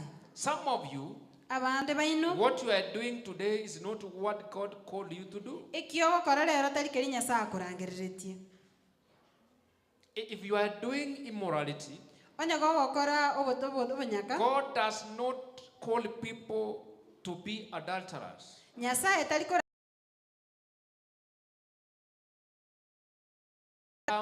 Fornicators. Nyasaye tari korangeri banto baba abanyaka. God does not call people to become witches. Nyasaye tari korangeri banto baba abarogi. Praise God. Manene Yesu abakwe. Praise God. Manene Yesu abakwe. I want to explain Ndaite a kwa few things esara about Jonah. ebinto bike igoro ya Yona. Praise God. Manene Yesu abakwe. Praise God. Manene Yesu abakwe. Maybe you have read this book, Kero kende gwasomire ririkerere kini nkwanya koigwa. and if you are writing, you can write. Andonye gokorika na boko. Who is Jonah? Manene Yesu abakwe. Who is Jonah? Yona ningu. Jonah is a spirit. Yona no moika. You know, Jonah died a long time ago, Yona iga kwete kale sana. but his spirit is still living. Korendo moika ya igo ogendrete So komenya. Jonah is a spirit, Yona no moika. and the spirit dwells inside the people. Nando moika igo komenya ime y'abantu. Praise God. Manene Yesu abakwe. Jonah is a spirit. Yona no moika. Jonah is a spirit that causes trouble. Yona no moika okorete emechando. Praise God. Manene Yesu If abakwe. you are undergoing any, Gwetera mochando nde bwonsi. then I want you to know that Jonah is a spirit that causes trouble. Gonta ke tomanya nga Yona no moika okolete emechando. Jonah is a spirit that causes havoc. Yona no moika okolete obobe. Jonah is a spirit that causes pain in the lives of people. Yona no moika okolete oborora se obogima If bwa you are amagara y'abantu. having pain in your body, Onya ko bwato oborora se omubiri then owo. check. Jonah must be hiding somewhere. Ndigereria Yona nabo okonyora ebiseta The asegete. spirit of Jonah is somewhere. Omoika oyona igora asegete. Because it is a spirit that causes sorrow. Ese eng'encho no moika okorete obororo. Jonah is a spirit Yona no moika. that does not show up quickly. Otari kweorokia ase obwangu. Praise God. Manene Yesu abakwe. Praise God. Manene Yesu abakwe. I think I'm teaching something that you need to understand. Nkagete ngosomia inde egento obwenete komanya. A spirit that does not, Orokia ase obwangu. a spirit Omoika that hides. okwebisa. In other words, Jonah is a hiding spirit. Eng'encho ende Yona no moika okwebisa. And I am sensing that there are spirits right now hiding, even in this church. Naande negende ng'emika nere yebisete nonya nase kanisa eye. And they are causing trouble. Egendrete kolete They emechando. are causing pain. Ekolete obororo. They are causing sorrow. Ekolete emechando. They are causing storms in our life. Ekolete kembuga ase magima y'abantu. But we are here today Kolenda no tora so lero. that we locate every hiding spirit in the name of Jesus. Tonyare konyora okobukwa ase emika yebisete ase. Somebody say amen. Montate bamina. Any spirit that is hiding in this church, Moikonde bwensi bwebisete ase kanisa eye. we are going to expose it in the name of Jesus. Kogenda tole koyotena ni. Somebody say amen. Ase lieta lya Yesu. Jonah is a wicked spirit Yona no moiko mobe. responsible for your downfall. Oyo okolete okugwa kwawo. Praise God. Amina. A wicked spirit Omoiko mobe. that causes your downfall. Okolete okugwa kwawo. A wicked spirit Omoiko mobe. responsible for your downfall. Okolete okugwa kwawo. A spirit that generates storms. Emoika okoleta emelindo. Jonah is a spirit that generates storms and waves Yona no moika okoleta emelindo in the nekebuga lives mbogwa. of people. Asa magima y'abantu. Praise God. Manene Yesu abakwe. Praise God. Manene Yesu abakwe. It is a spirit that breaks you. No moika ukobuna. A spirit that causes you to lose important things. O moika okogera wasiri ebintu bya maana. A spirit that causes you to lose valuable things. O moika omobe okogera kwasiria ebintu by'engenjo. If you have ever lost any valuable thing in your life, Onye kwanya gosiria kende gyonsi ky'engenjo ase obugima bwao. check the spirit of Jonah. Ligia omoika oyona. It causes people Okogera abantu to lose important documents. osiria ebe makaratasi y'engenjo. It is a dangerous spirit. No moika omobe. The spirit of Jonah Omoika oyona. is a spirit that takes you to the wrong direction. No moika ukoira ase encherembe. Somebody say amen. Monta ateba amina. Somebody say amen. Amina. I want you to begin to check your direction. Ntake tochake korigereria enchera ya ase The oche. spirit of Jonah Omoika oyona. takes you to the wrong direction. Igo ukoira ase encherembe. You were supposed to go to this side, Igo kwagwene tokoenda ase enchereje. but you turn your back and go to a different Waonchoka direction. kwagenda ase enchere ng'ao. That is the spirit of Jonah. Oino omoika oyona. If you are going to the wrong direction, Onye gokogenda ase enchere ng'ao. then the spirit of Jonah Igo omoika oyona. is inside of you. Noore ime yao. The spirit of Jonah Omoika oyona. is a pretentious spirit, Igoro omoika ogwekora. a spirit of pretense. Omoika ogwekora. Somebody say amen.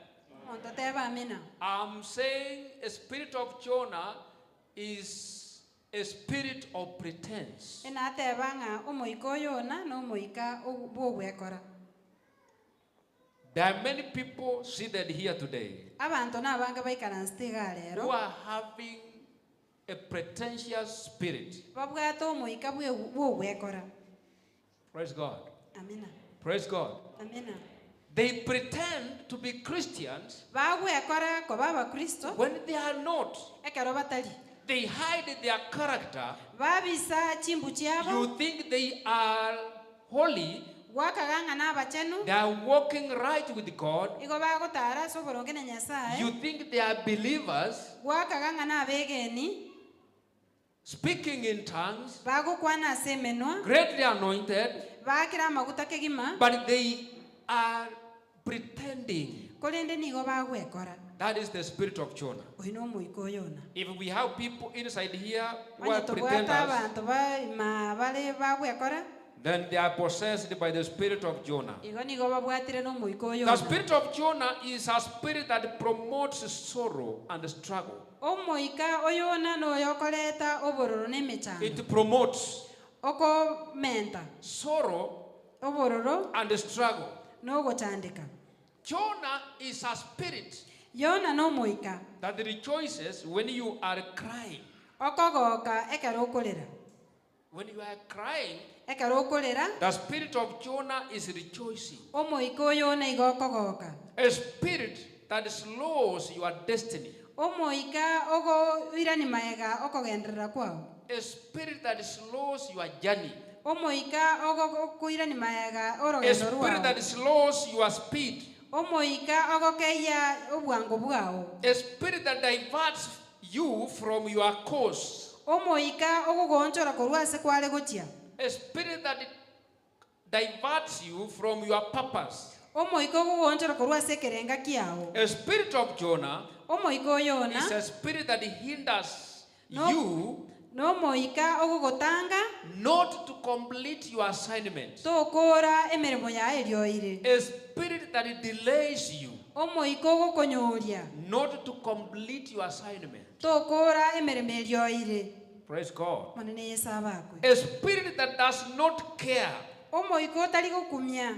In other words, it is a careless spirit. Omoika otari gokumia. Praise God. Amina. Wangapi tuko na wao mpaka hapo? Mbalenga tole amo mpaka aga. Somebody say amen. Monto teba amina. A spirit that Omoika does not care. otakumeti.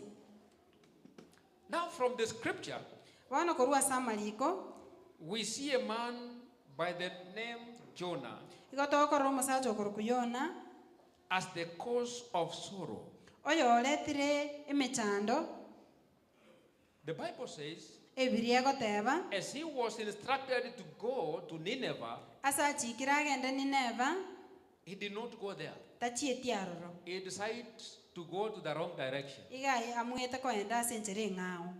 But the Bible says he went down to Joppa Ebiria egoteba ng'agatirimboka and he got a ship that was going to Tarshish, akanyora emeri yare koenda Tarsis and he paid fare.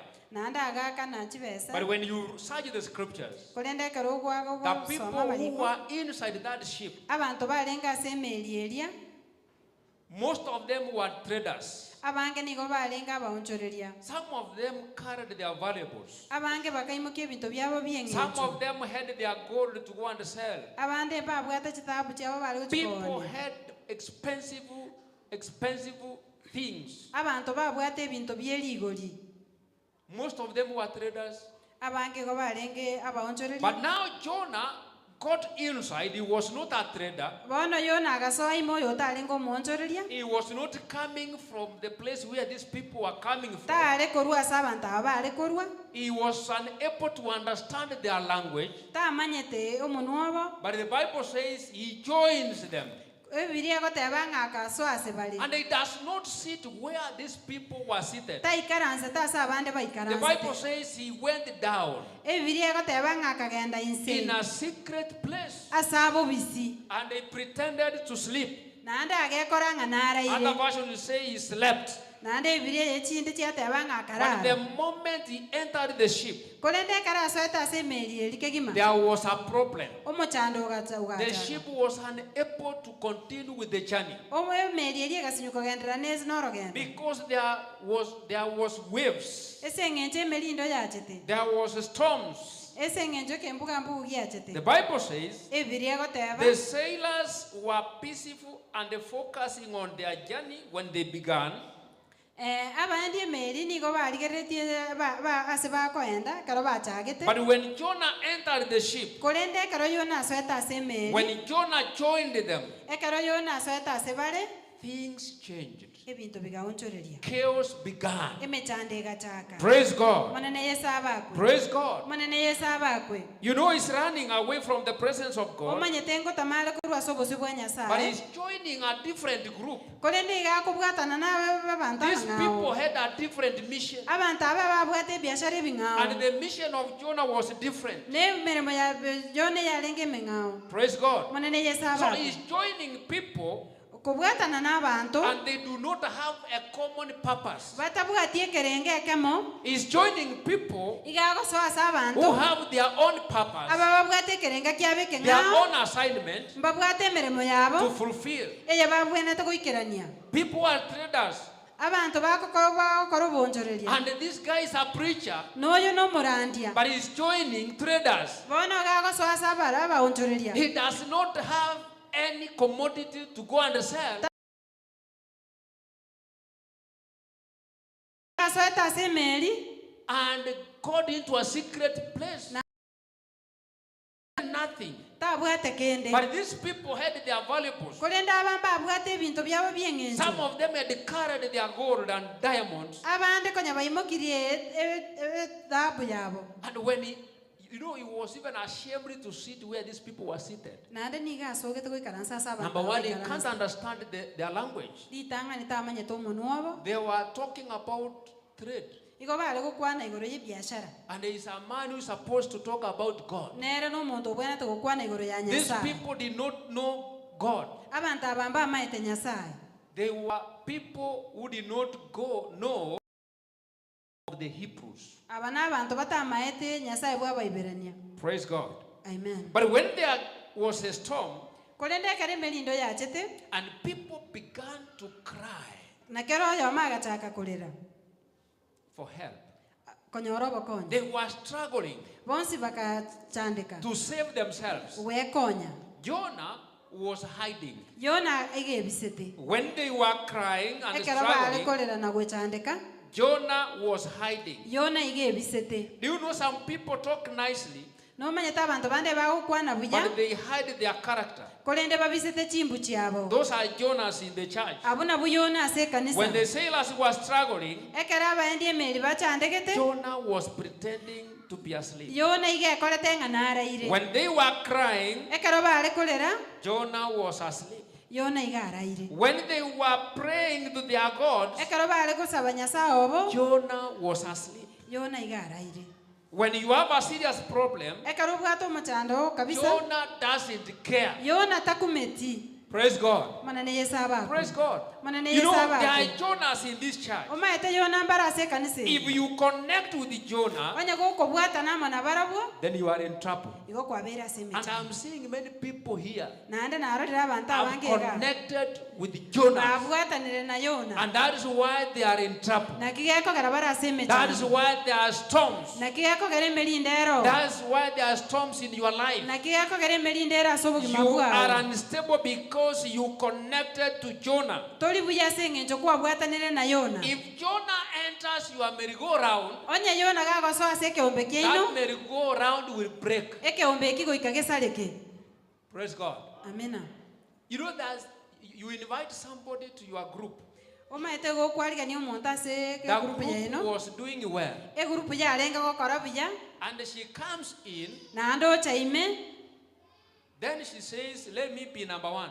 naende oteba tigambe namba eyemo You make a mistake of giving her money, number one, gwakora amamacho yokomoa namba the oyemo merry-go-round will not go continue. ekeombe eki ngekogendera It breaks. kiabuneka Because Jonah ase eng'encho Yona has connected with you. obwatanire amo naye This is a woman who has maybe a different mission, kero kende ono omokungu obwate okerenge ekeng'ao but she talks nicely. korende agokwana buya But when she joins you, korende ekero akobwatana amo naye your program corrupts. emeroberi yago yasarika Praise God. monene yesaba akwe Bishop, I tend to know that even our pastoral team, pastor na bishop noena ase timu yaito ya pastors Jonah may be hiding Yona nabo oranyora ebisete to make things not to move. agere ebinto bigenderera Jonah is everywhere. Yona nigarekera If ase he enters your praise and worship team, onye gagosoa ase egekundi you kiogosasima will not go anywhere. mokogenda ande So Jonah is everywhere. Yona igarekera And ase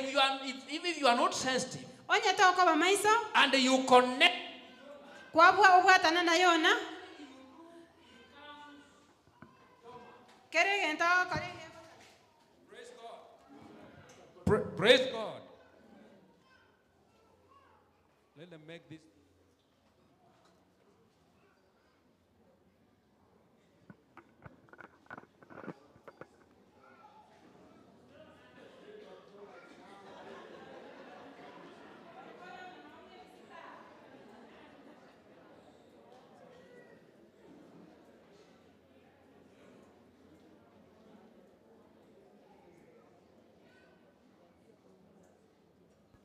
Praise God.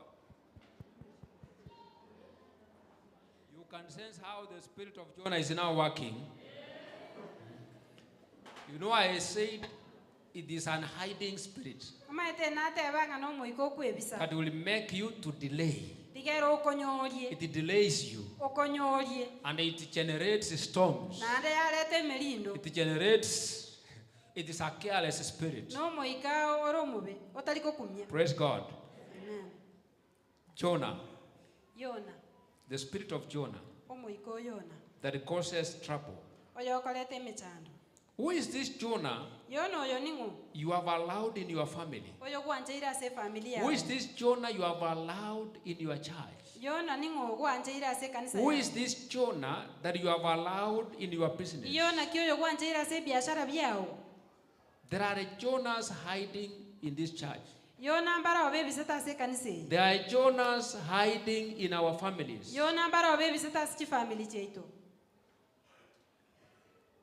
You know, you might be seated next to Jonah. nabo oranyora oikaranste ang'e na Yona I want you to check your friend. rigereria omosani ogo Check your friend. Shake the hand of your friend. kwani omosani ogo Shake the hand of your neighbor. kwani oyimo oikaranste You might be nere seated next to nabo Jonah. oranyora oikaranste ang'e na Ask Yona your neighbor, are you the Jonah? obori ng'aye naye Yona Are you the Jonah? aye naye Yona You know, you might be seated with somebody who is causing trouble in your life. Ora nyori karanste no monto okalete mechanda sobo gimabuao.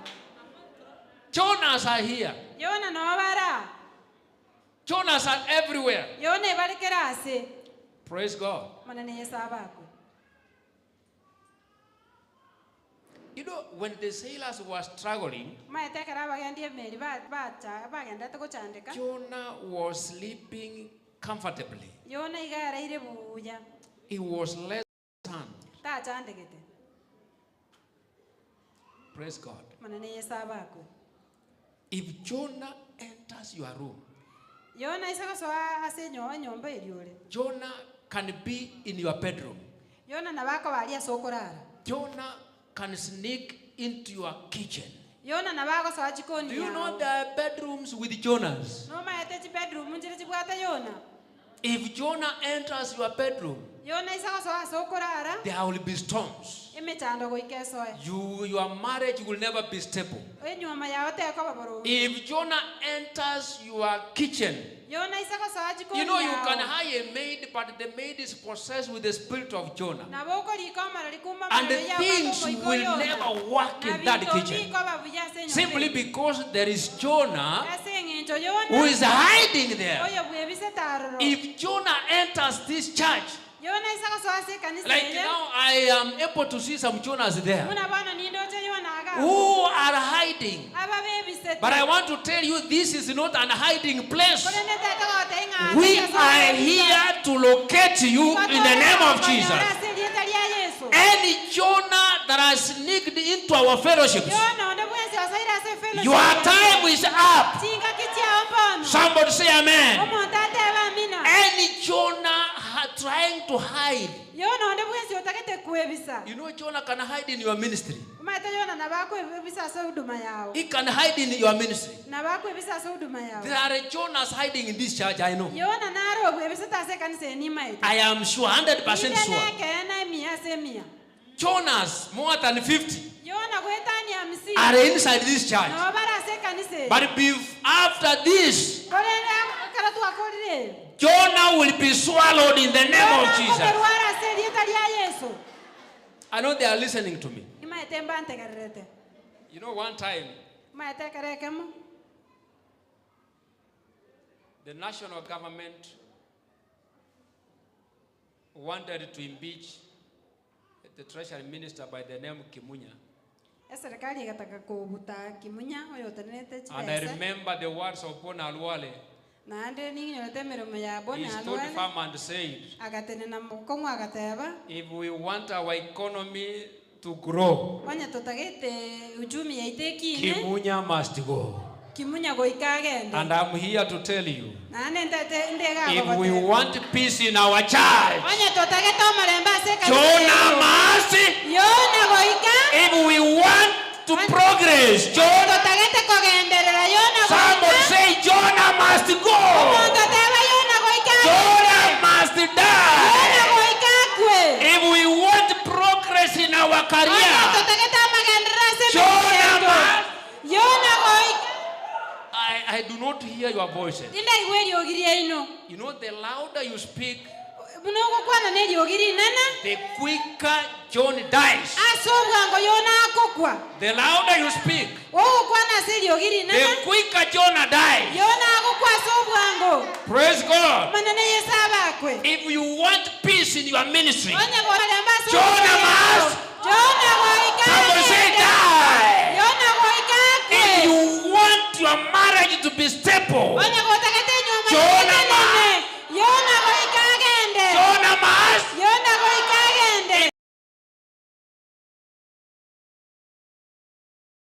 Jonah must.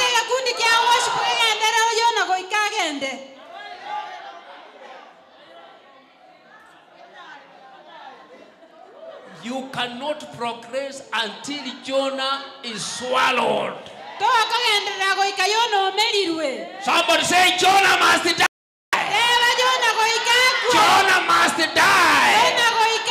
If you want your family to be stable, Jonah must die. If you want to progress in your career, Jonah must die. If you want your children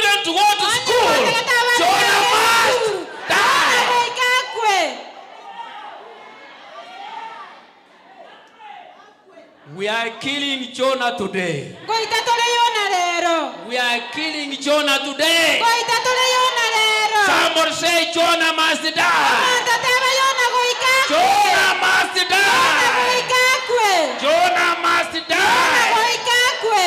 Who is this Jonah that is causing sorrow in your life? Yona kiyoyo kalete mechanda sobo kimabu. Who is this Jonah Yona kiyoyo. that is causing chaos in your bedroom? Oyo alete mechanda sobo. Who is this Jonah Yona kiyoyo. that is causing trouble Alete mechando. in your boardroom, Asoko karanze bo. in that school, Aliase school. in your praise and worship, Aliase mogo sasima. in your place of work? Asoko kalemeremo. Who is this Jonah Yona kiyoyo. that is causing trouble Okalete mechando. in our communities, Aseke nyorogi yeito. that is causing trouble in your Okalete life, mechanda sobo kimabu. in your family? Ase nyomba yao. Who is this Jonah that is Yona hiding kiyoyo bwebisete. in your father's house Ase nyomba ya tatu. and is now causing pain in your life? Oletire mechanda sobo kimabu. Praise God. Manene yesaba. Praise God. Manene yesaba kwe. Today we are exposing this wicked Jonah Li tukolia ronka na kolokobeka tore Jona. in the name of Jesus. Ase lieta lia Yesu. But before we kill him now, Nyuma totara moita. I want you to listen to me, Ndage tonte gerere. because we have sharpened our swords. Ekiagara tuoge irie birwanero bieito. We are merciless. Ntobwati mabera. Somebody say merciless. Ntobwati mabera. We are merciless. Iwa tutobwati mabera. And we are coming for him. Ngomo chera tole. You know what the Bible says? Es Biblia kateba. When there was trouble, Ekere mechanda yali. and the captain of the ship No. was unable to control. No magende bwemeli akasinyuko yegendia. Scripture said Biblia kateba. he walked down. Agaikanse. Praise God. Amen. This is the captain of the ship. Oyo no moendi bwemeli. Bible says Biblia kateba. he went down searching Akagenda gochinse kolia. if we'll be able to find any problem. Gose nanyore mochando. So he went down. Akagenda inse. And the Bible says Ne Biblia kateba. he was able to find Jonah Akanyora Yona. hiding somewhere, Kebise tase. like this corner here. Une kone elia. And the guy was now totally asleep. Nando wakabaka araire. Wherever you are sleeping, Andonsi asora ire. we are coming for you. Gogo chera tole. Anywhere where you are hiding, Andonsi asebwe the bisete. eye of the Lord is able to see you. Sana bali gorora. Praise God. Amina. He went down searching, Akagenda gochinse kolia. the captain of the ship, Omogendi emeli. and he got Jonah. Nanda akanyora Yona. And I want to speak to you today. Nande nteto kukwanera leo. Our captain, the Holy Spirit of God, Mogendi ito is here today. No ara is lero. coming down, Gocharense. searching for every Jonah. Ali kikera Yona. Wherever you are Andonsi hiding, asebwe bisete. the power of God is locating you. Iburuchanya sango kanyora. In the name of Jesus, Aseli etalia the Yesu. Holy Spirit of God Omoikoma chanunya is kare. searching any evil spirit Moikonde bwonsi that is okobe. causing trouble Oyo aletire mechi. in your life, Asoba kimabu. in your church, Ase kanisa yao. in your community, Ase kenyora in menyeka. your marriage. Ase nyuoma yao. In the name of Ase Jesus, lietalia the Yesu. captain Omogendi emeli. is coming for you. Gocherali. Jonah was pretending to be asleep Yona agekora ng'anaraire. while others were crying. Abande ke bagenderete kulira. When you are in sorrow, when you are crying, Ekerora ase mechando kulira. Jonah does not care Yona takumeti. because he knows Ekiagara namanyete. he is the cause of Nero trouble. agerete mechande yo. He is aware he is the one who is causing you to cry. Namanyete ng'anero agerete And kulira. so he pretends to sleep. Nande bana agwekora ng'anaraire. When you are crying, Ekero kulira. when you are struggling in your business, Ekero chandekete ase biashara when you are byao. struggling with your children, Ekero chandekete n'abana bao. Jonah is pretending to be asleep. Yona agwekora ng'anaraire. If you find anybody seated next to you Onya gokonyora omuntu ikara nsange na that asole. is trying to sleep, Ogotema korara. that is the spirit of Jonah. Oino moiko Yona. The spirit of Jonah Omoiko Yona. is a sleepy spirit Igo A spirit that causes you to sleep. Hey, if you are here and you are sleeping, that is an indicator that the spirit of Jonah is working. He is causing people to sleep. They will not cry to their God. When others are praying, Jonah is sleeping. When others are calling their gods, Jonah is pretending. He cannot identify with you. But in the few minutes coming, we are catching up with the spirit of Jonah. In the name of Jesus. Wherever that spirit is hiding, the captain is coming for him. Wherever you are, in the name of Jesus.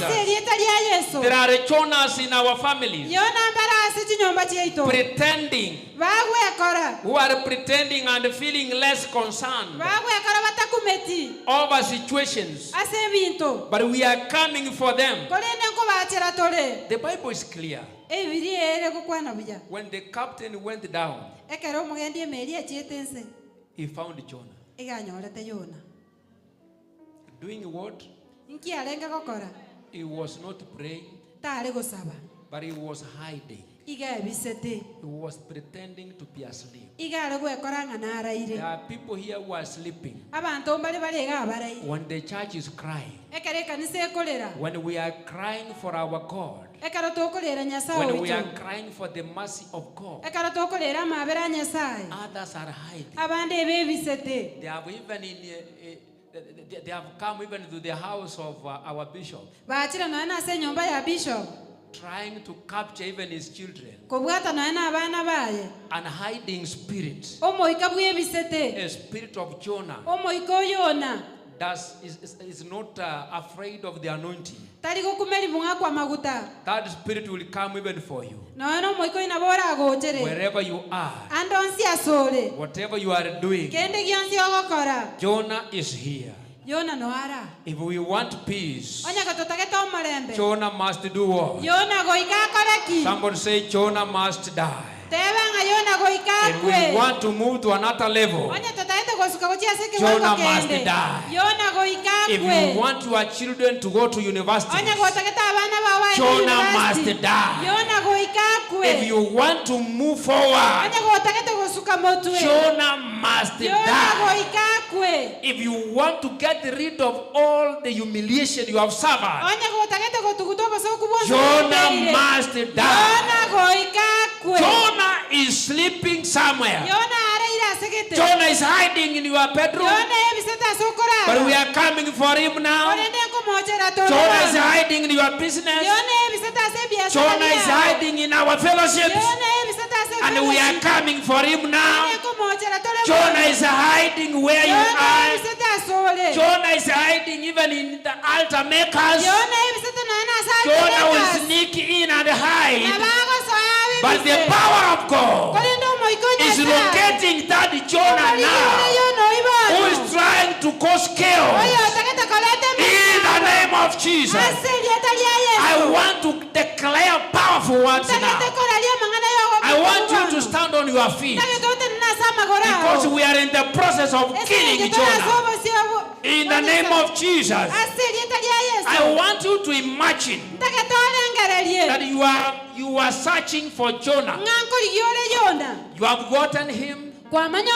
He's sleeping, hiding in your bedroom, hiding in your kitchen, hiding in your sitting room.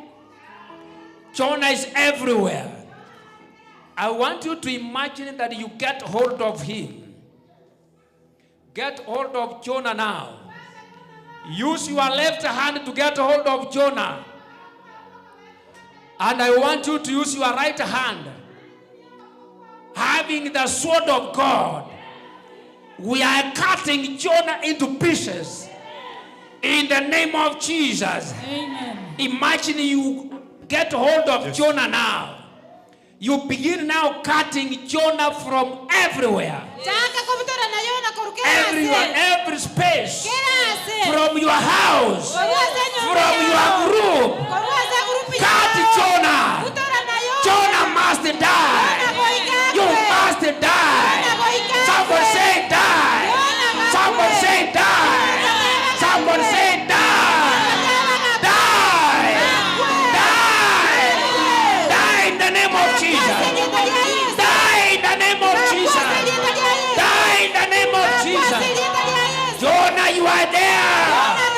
Jonah, wherever you are, in our homes, hear the voice of God.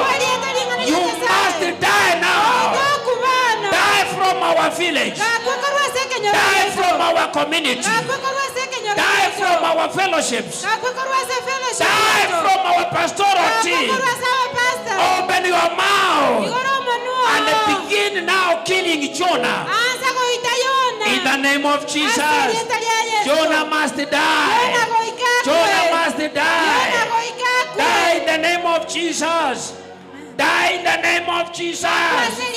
Die in the name of Jesus. Jonah, wherever you are, Jonah, you are listening. You have ears. Wherever you are hiding, the fire of God is catching up. You are going to be consumed. In the name of Jesus. You have caused the sorrow. You have caused the sorrow in our family. You have caused the sorrow in our villages. You have caused the sorrow in our neighborhood. You have caused the sorrow in our compound. You have, oh, I know some people have suffered a lot. Now Jonah must be exposed. In the name of Jesus. Every Jonah hiding in your life to promote sorrow, to promote struggle, be exposed in the name of Jesus. Be exposed now in the name of Jesus. Be exposed now from our compound. Every Jonah in your family, every Jonah in your life that is rejoicing when you are crying, God expose him now in the name of Jesus. Every Jonah in your compound mocking at you, mocking at your unfruitful labor, be exposed now in the name of Jesus. My Father, every Jonah hiding in our child, every Jonah hiding in our territory, every Jonah hiding in our kingdom, every Jonah hiding wherever he's hiding, let heaven expose him now in the name of Jesus. My Father, cause our lives to experience calmness in the name of Jesus. We have suffered a lot. You are struggling. You have struggled enough. It is because Jonah sneaked into your compound. Jonah came into your life. And he has caused you to stagnate. Every spirit of stagnation, come out now in the name of Jesus. Every wicked spirit that is trying to humiliate your people, I say come out in the name of Jesus.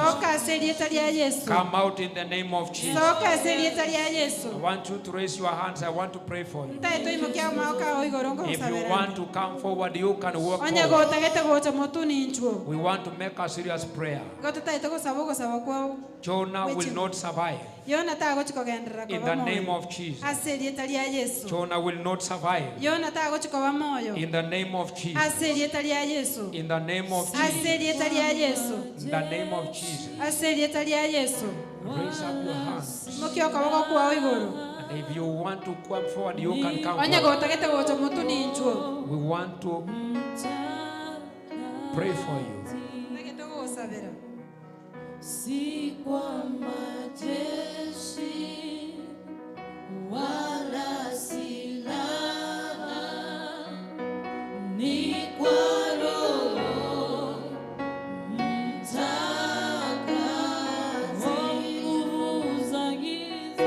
Nguvu za giza zimeshindwa kwa jina la Bwana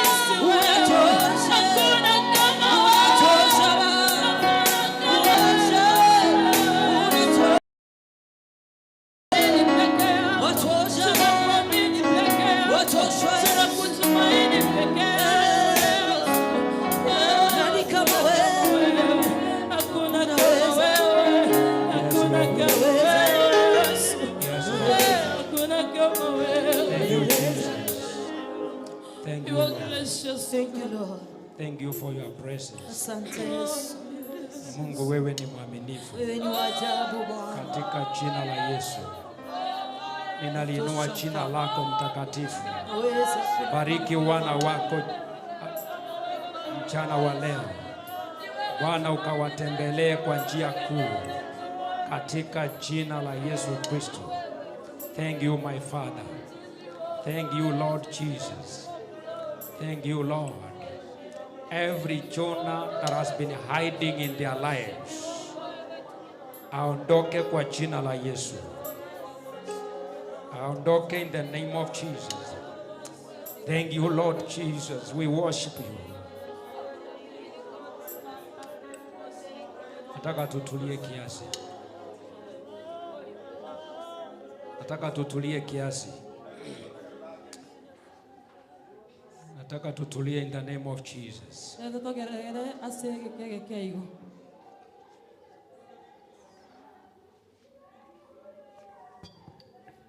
Tutagete totegerera ke Tulia in the asere name of dara Jesus. Kristo Yesu. Thank you, Lord. Biamono omanene. Kwa sababu Bishop amewaombea Asenge njo bishop wa basabeire. wala ambao nimeleta nyuma, msiondoke. Baria narusigati yomusangirerekano kera bandu bakwire na mubasa kwirana. Mutigarake. Mungu akona jambo na ninyi. Nyasaye nare nelingana amonaino. God wants to speak to you in a special way. Nyasaye natagete gukwana amona ya senjera ya bene. In the name of Jesus. Asere dara Kristo Yesu. Any Jonah that has been making you to struggle, Yono nde bwenzi obaire gusumbua egere onyare okweria gusogwe chanda. he is no more. Tayo naende bono. Jonah has died from your life. Yona okule kurwase obogima bwao. Wale Bapanya bana mkiongea basubati wana- abo. Bishop, nataka msimame au mkombele hapa, simama. Abamori bose gatena igoro. Nataka ninyi murudi kule nyuma. Ndagete moirane ali magega. Katika Moirane jina la kurumaga. Yesu. Sere dara Yesu. Jonah ameondoka. Yona oruro tayo bono. Wale nilileta nyuma mpaki. Baria nanyara ko bankoleta maega mutigare maega. Monica come. Tiga Monica ncho. Amen. I want you also to stand here. Ndagete abaiga morega igana inu motenene. Motenene Want you to stand. sere dara Yesu.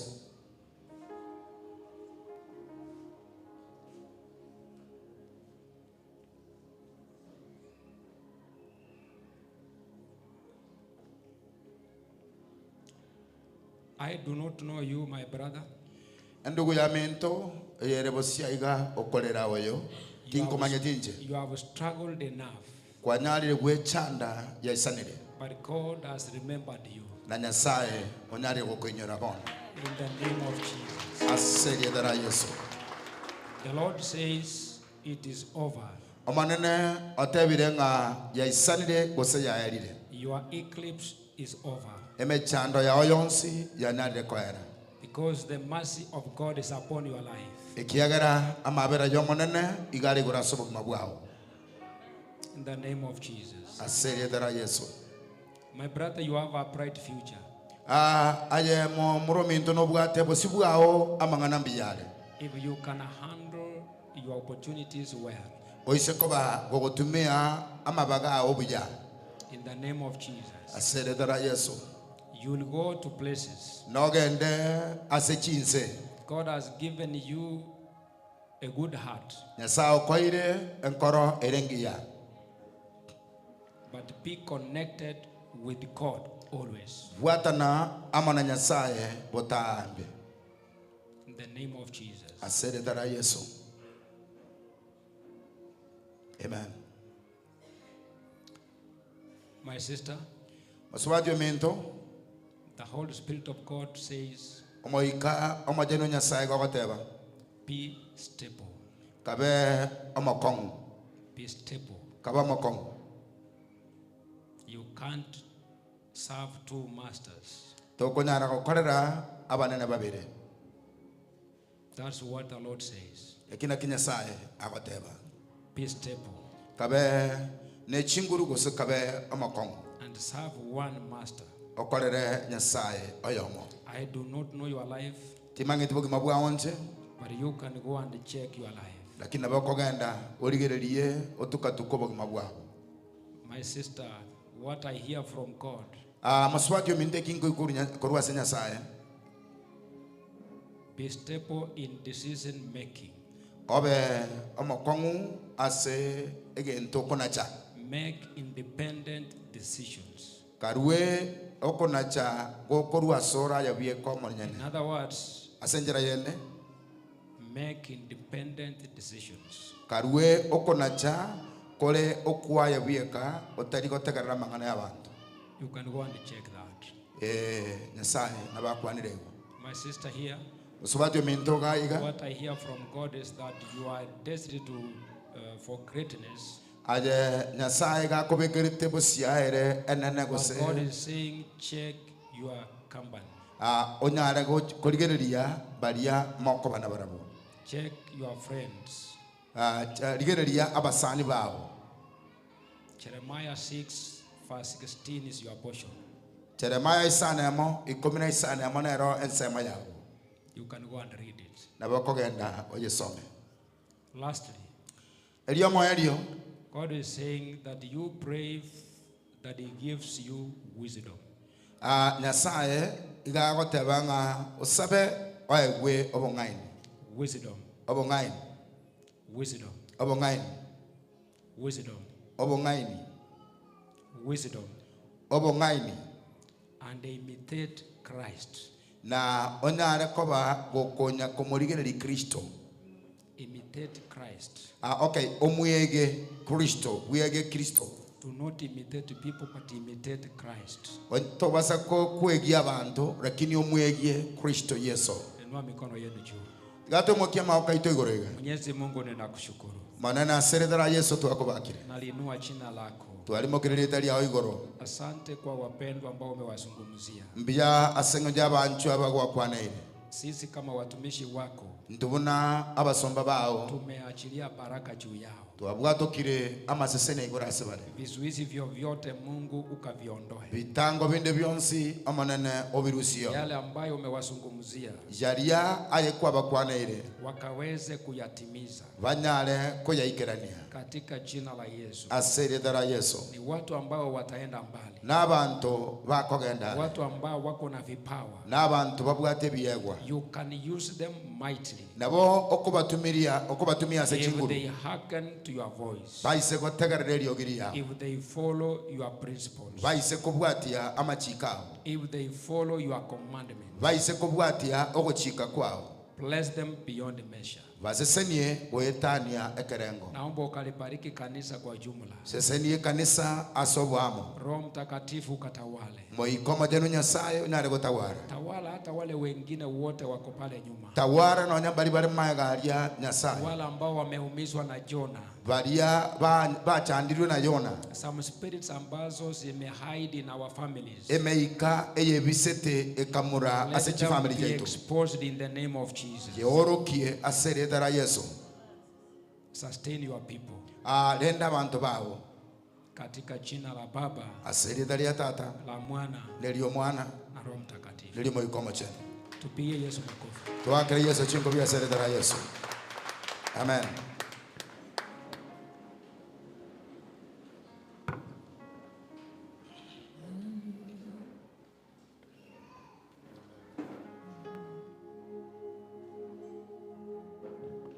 Amen.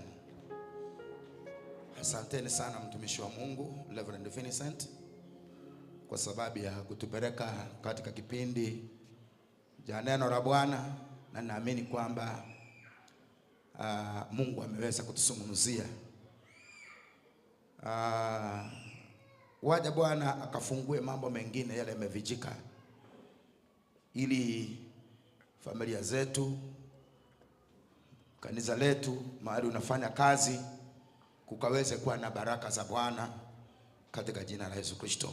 Mbarikiwe sana mtumishi wa Mungu, na Bwana akuongezee kwa ajili ya kazi ambayo tena iko mbeleni. Jina la Bwana liweze kuabudiwa.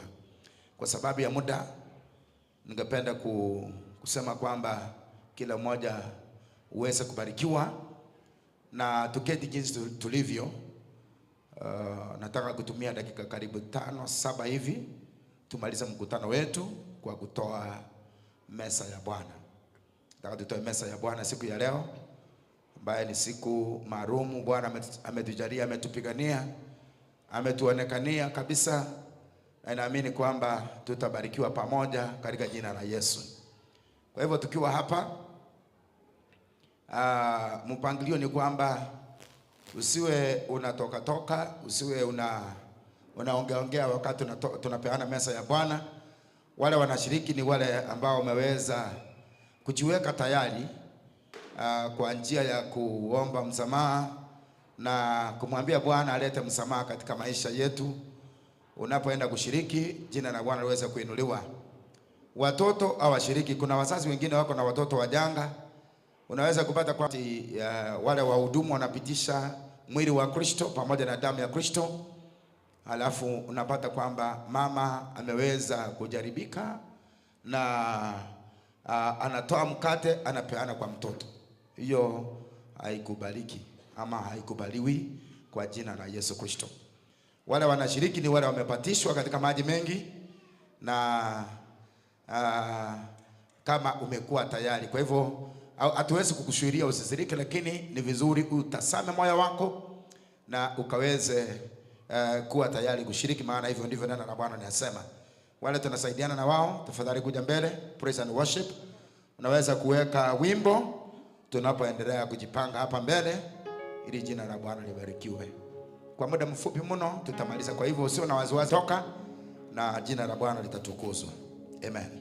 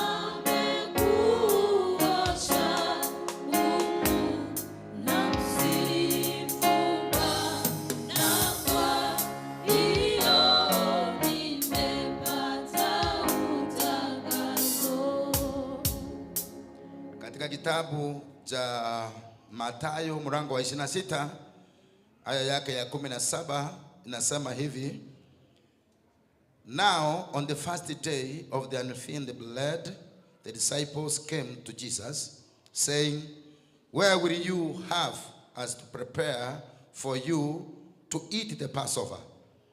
He said, Go into the city to a certain man and say to him, The teacher says, My time is at hand, and I will keep the Passover at your house with my disciples. And the disciples did as Jesus had directed them, and they prepared the Passover. When it was evening, he reclined at the table with the 12, and as they were eating, he said, Truly I say to you, one of you will betray me. And they were very sorrowful, and they began to say to him one after another, Is it I, Lord? He answered, He who has dipped his hand in the dish betray me. The Son of Man goes as it is be. He said to him, You have said so. Verse 26, Now as they were eating, Jesus took bread, and after blessing it, broke it, and gave it to the disciples, and said, Take, eat, this is my body. Amen. Biblia inasema kwamba walipokuwa katika ile nyumba ya aliyowapokea wafanye Pasaka kwa nyumba yake, walipokuwa wanaendelea katika kula, Yesu akachukua mkate, akashukuru, akaufunja na akaambia wanafunzi wake kwamba kuleni nyote, maana huu ni mwili wangu, katika jina la Yesu. Baba, nakushukuru kwa sababu huu ni mwili wako ambao umeponda pondwa kwa ajili yetu. Tunakushukuru kwa sababu umetuleta katika familia ya upendo, maana ulikusanya wanafunzi wote pamoja, wakawa na ushirika pamoja na wewe, na katika ule ushirika ukaona ni vizuri ukamiliki kwa ajili ya kuwapatia mwili wako ambaye ni uzima wa milele. Nakushukuru kwa sababu kila mmoja ambaye anaenda kushiriki katika ibada hii takatifu, Bwana ukatubariki, ukatupe nguvu mpya kupitia hili. Wengine wale ambao wameishiwa nguvu, wamesambuliwa katika mawazo yao, wameweza kusambuliwa katika njia zozote zile na magonjwa, naomba wakapate uponyaji, maana kuna nguvu katika mwili wa Kristo. Asante kwa sababu wewe ni mwema. Jina la Baba litukuzwe na libarikiwe milele yote. Katika jina la Baba na Mwana na Roho Mtakatifu nimeomba na kuamini. Amen. Hapana rafiki kama Yesu, yu pekee, yu pekee. Hapana mpozi kama Yesu, yu pekee, yu pekee. Yesu, Yesu ajua shida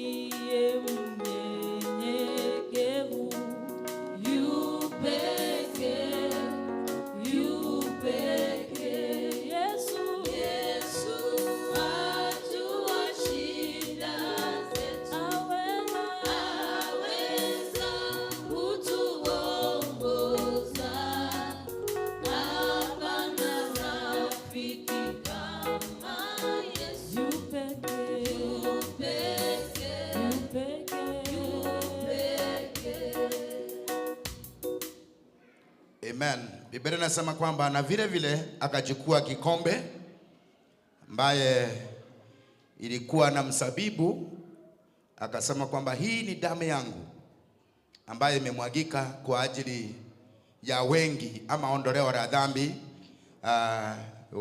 kwa wengi. Akawaambia kwamba kunyweni kwa ajili ya kunikumbuka. Baba, nakushukuru kwa sababu ya damu yako iliyomwagika msalabani wa Kalvari. Ikamwagika sio kwa sababu ulikuwa mwenye dhambi, lakini ilimwagika ili uweze kutuosha makosa yetu yote, tukakubalike katika ufalme wako na katika familia yako. Naomba kwamba tunaposhiriki damu hii ambaye ni upatanisho wa agano jipya, ukasaidie mtu akaweze kupatana pamoja na wewe. Uweze kusaidia mtu aliye hapa tunaposhiriki apate uponyaji kupitia kwa damu yako. Maana damu yako inanena mema kuliko damu ya Abeli. Natangaza baraka, natangaza uwezo wako na nguvu zako juu ya maisha yetu Bwana. Ukaweze kutupigania tunapoendelea na ibada hii, na kila mmoja akaweze kuinuliwa kupitia ushirika huu. Waja kila mikozi, kila rahana, kila nguvu za giza, kila magonjwa yasiyopata uponyaji, kila nguvu zote zinazopingana pamoja na maisha yetu zikakauke katika jina la Yesu Kristo. Asante kwa sababu ya damu yako. Asante kwa sababu ulitupenda kwa upendo mwingi mpaka ukaamua damu yako iweze kutuosha. Asante Bwana kwa sababu wewe ni mema kwetu. Katika jina la Baba na Mwana na Roho Mtakatifu nimeomba na kuamini. Amen. Amen. Amen. Yesu pamoja nasi daima. Yu pekee, yu pekee, wa usiku aleta salama. Yu pekee, yu pekee, Yesu, Yesu ajua shida zetu. Aweza kutuokoa.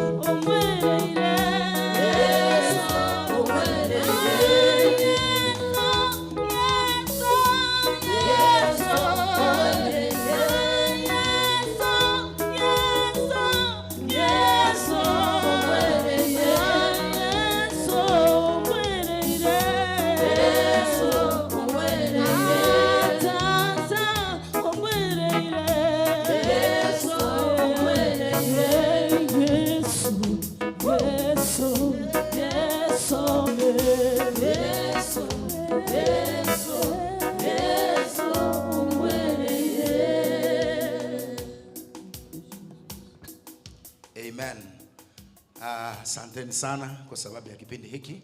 Ningependa kuuliza kama labda ulikuwa umejiweka tayari kushiriki meza ya Bwana lakini ukapitwa na wahudumu wetu. Unaweza kuinua mkono tuweze kukuhudumia. Chini ama juu. Ni kama wote mmeweza kushiriki. Wale ambao mlikuwa tayari, tunaomba Bwana awabariki sana na Bwana watende mema. Baba, nakushukuru kwa sababu ya ukuu wako na kwa sababu ya upendo wako mwingi. Asante kwa sababu ya neema umetupatia katika madhabahu haya. Tumepata neno lako na pia Bwana tumepata nafasi ya kushiriki katika meza takatifu. Naomba kila mmoja ambaye amepata nafasi ya kushiriki ukambariki. Apate nguvu mpya. Mahali ambapo amekuwa akipita kishindwa kupitia ushirika huu wa meza ya Bwana, waje na atoke ashinde katika jina la Yesu. Walio wagonjwa wapate uponyaji wao kwa sababu wameshiriki katika meza ya Bwana. Wale ambao wamevunjika moyo wanasikia kuaja ushirika, naomba kwamba Bwana kupitia ushirika huu wapate nguvu mpya katika jina la Yesu Kristo mwana wa Mungu aliye hai. Asante kwa sababu damu yako inanena mema kuliko damu ya Abeli. Na Bwana kupitia damu yako tumeweza kukombolewa. Kupitia kwa damu yako, sio damu ya wanyama. Ya wanyama ilishindwa. Walichinja ng'ombe, wakachinja kondoo, wakajaribu katika njia yoyote ile, lakini bado iliweza kushindwa. Ikabidi simba kutoka kabila la Yuda aje mwenyewe ili aweze kuwekwa msalabani, damu yake ibatikane, itukomboe kutoka kwa dhambi za ulimwengu huu. Naomba kila mmoja Bwana, nashukuru kwa sababu sisi ni watoto wako na umeturuhusu kuwa katika hii familia ya Nyamataro. Naomba kwamba ukatupe nguvu mpya tunaposonga mbele. Neema yako ikatutoshe, ukatuonekanie katika viwango vikubwa, kwa kuwa wewe ni Bwana wa mabwana. Asante kwa sababu ya watumishi wako walio ndani ya nyumba. Wabariki Bwana, wafunike na damu ya Kristo. Katika jina la Yesu tumeomba na kuamini. Amen. Amen, amen. Bwana wabariki sana, akawatende mema kwa jina la Yesu Kristo. Tukiwa tumeketi hivyo kwa dakika karibu 3 hivi, kuna watumishi wa Mungu wako ndani ya nyumba. Ningependa sio vizuri tumalize ibada tukiwa na wageni. Kuna wageni watumishi wa Mungu wako pamoja nasi. Na Reverend wetu, Reverend Daktari Julius Ojengo hayuko pamoja nasi leo kwa sababu amekaa nje karibu wiki 2. Hii ni kama ya 3.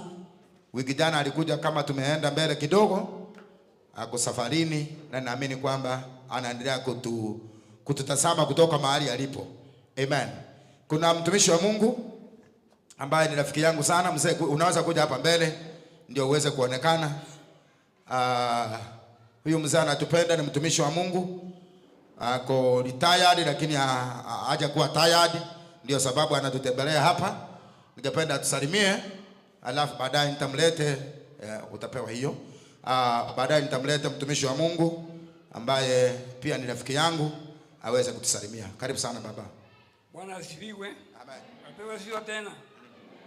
Yesu yuaja tena.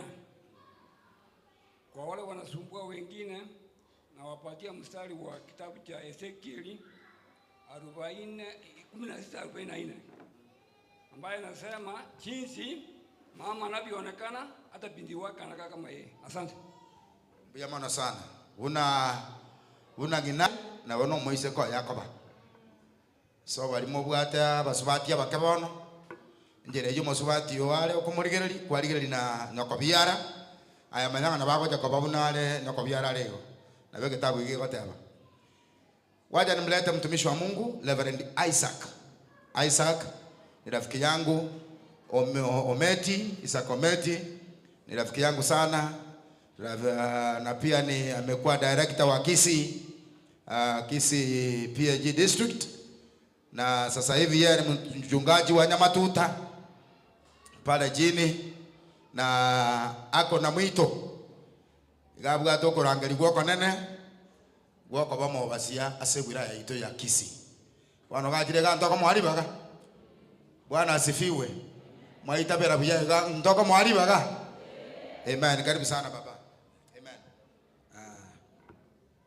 Bishop Ken Ogaro ana wachungaji ambao mnashirikiana na wao katika kanisa hili, wanakamati na washirika.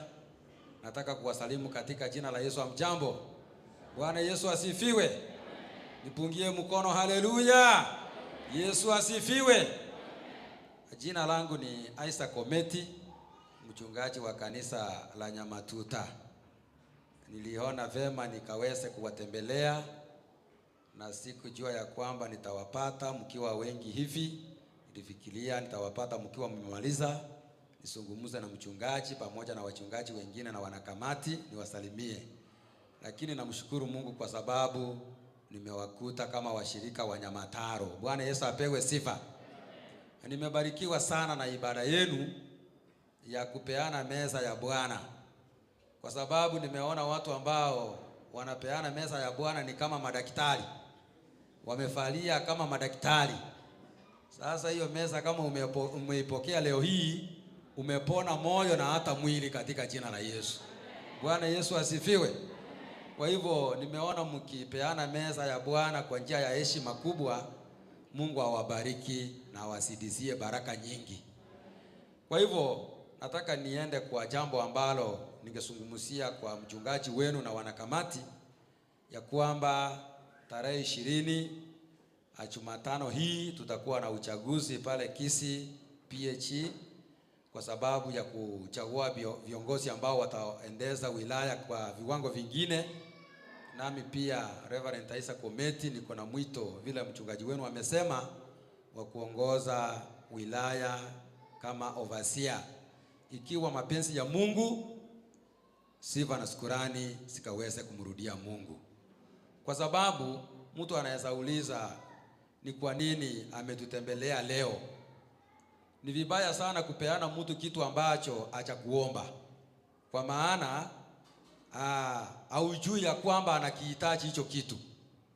Na Biblia inasema ya kwamba atakayekuwa askofu ametamani kazi nzuri. Bwana Yesu asifiwe.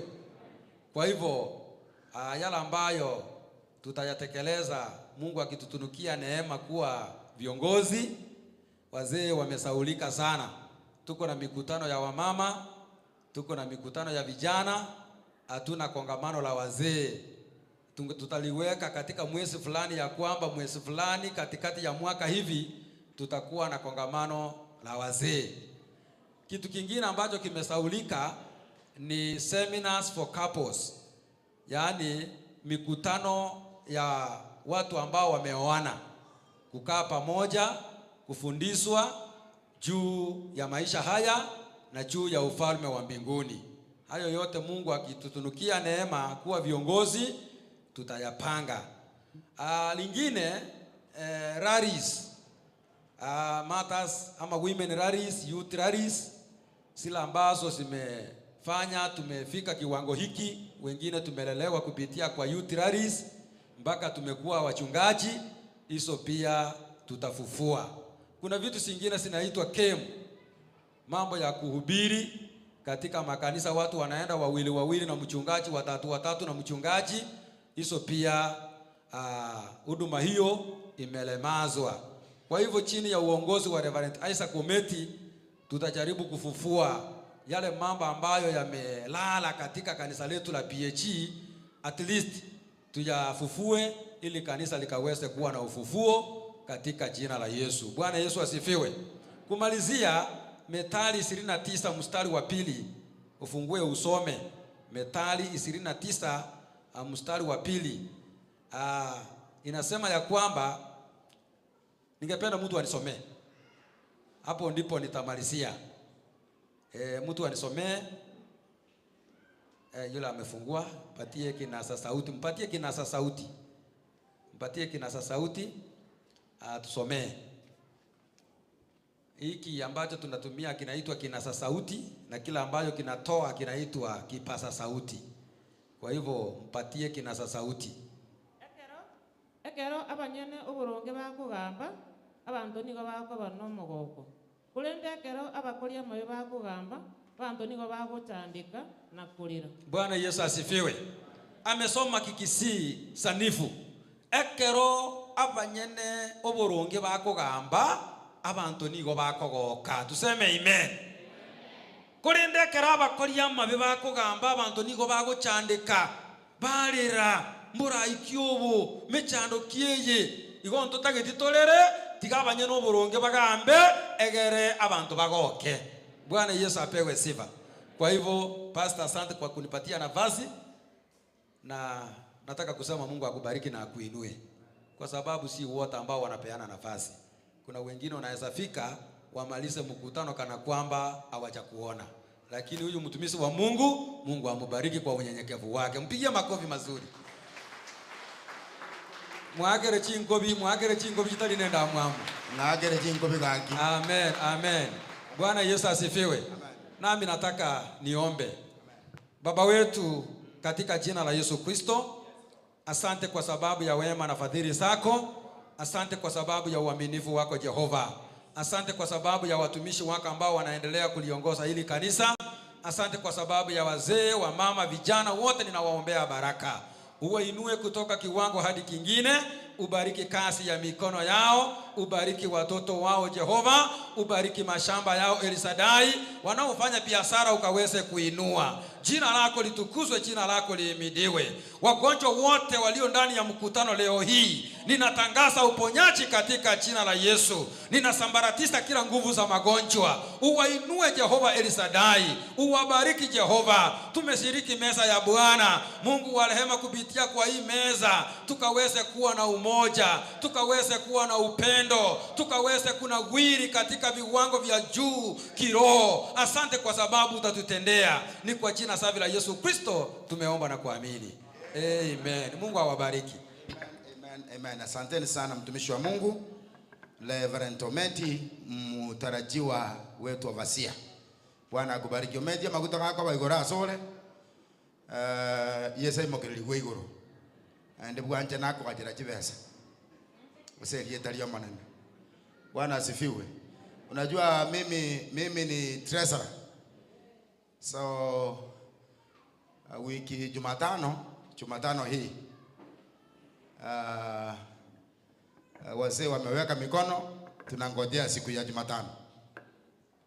Tunaomba wengi mkuje pale, viongozi wetu abara ibaito bali bako jigwaka jikura to base kutikaranga baki wese kutikaranga bange yani utikarenga ngato jitigwa kekura igora be kwa kwa samano ngakorera yao jire ngamo bishop tingi je senga ya korera mokani mwatabiri tukelira Jumatano na itakuwa ni siku ya fellowship. Lakini fellowship zitaendelea tu. Tutapanga wale ambao ni apostles tena ni board of deacons, tutawatumia mtu aendelee kufundisha na itakuwa vizuri na jina la Bwana litabarikiwa. Kwa hivyo muendelee kuniombea, mliniombea siku ile, na bado muendelee kutuombea kwamba uchaguzi ufanyike kwa njia ya amani, kwa njia ya uwazi, na ujanja usifanyike, ili jina la Bwana litukuzwe. Bwana wabariki. Tunamalizia ibada yetu hapa, lakini naomba kwa sababu kuna mwenzetu amepoteza mtu mmoja wa familia, Malisara Nyamongo. Naomba kama kawaida vile tunapeana matunda, tafadhali. Hatukulazimizi, lakini ukisikia kutoa unatoa.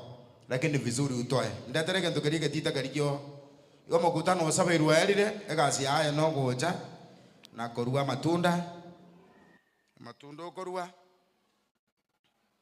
Teresa randa tereke tita gocha. Nilete getita hapa karibu. Hatukutangazi, unaweka pole pole ukienda. Bwana. Amen. Unakuja tu kasi yangu mimi nikuambia asante. Mungu akubariki. Asanteni sana Apostle Pamela. Bwana akubariki sana. Ukiona kwamba kuna haja ya kutoa, unaweza kuja utoe. Ni vizuri tukumbuke wenzetu wanapokuwa na mshiba na inakuwa vizuri. Asanteni sana Apostle Lilian. Asanteni sana Mama Eunice. Asanteni sana Joshua. Asanteni sana mtoto wetu. Asanteni sana ndugu yangu. Bwana akubariki kabisa. Karibu. Amen, amen. Karibu sana. Karibu sana, karibu sana. Asanteni sana Mama Gladys. Asanteni sana. Kuja tu utoe hii ni matunda tu. Matunda hatukulazimishi. Unatoa tu kwa hiari yako, lakini ni vizuri utoe hata kama hatukulazimishi. Toanza kwa kanda kujingario kai kwa mno ulio taro jinga kendengera. Mungu akubariki sana. Asanteni sana. Mungu awabariki. Lete matunda hapa. Lete matunda hapa. Asanteni sana Dan. Asanteni sana Bosiri. Asanteni sana Moses. Asanteni sana Zari. Asanteni sana Karen. Asanteni sana Fred. Asanteni sana huyu anaitwa okay. Karibu sana my brother. Nani tena yule mwingine? Kuja. Niletee matunda tafadhali. Matunda hataragu erando jengege tite kerebosa. Lete matunda. Asanteni sana mzee Sami. Asanteni sana, Mungu akubariki. Asanteni sana madamu, Bwana akubariki sana. Mungu awe pamoja na wewe. Asanteni sana mtoto wetu. Mungu akubariki. Leta matunda tu. Asanteni sana. Asanteni sana Bani Zakari. Asanteni sana Rutu Dabi. Mungu awabariki sana. Nani yule haja kuja hapa? Nani yule haja leta matunda? Leta matunda tafadhali. Leta matunda hapa. Leta matunda. Asanteni sana mtoto wangu. Huyu anaitwa Ada. Huyu si Adasa. Mbona anafanana na Adasa hivi? Amen. Wewe unaitwa huyu mtoto anaitwa Buliala. Buliala ndio huyu anatoka kwa madhabahu, amevalia vizuri mtoto Buliala. Anaitwa Buliala. Makaris. Huyu ni mtoto wetu. Huyu sijamjua kabisa. Amen. Nani yule ajaleta matunda hapa? Mungu awabariki sana. Kumekuwa na msongamano pale kwa mlango. Watu wa security tafadhali weka order. Mnazuia kwanza juu, alafu wajini wanatoka wengine.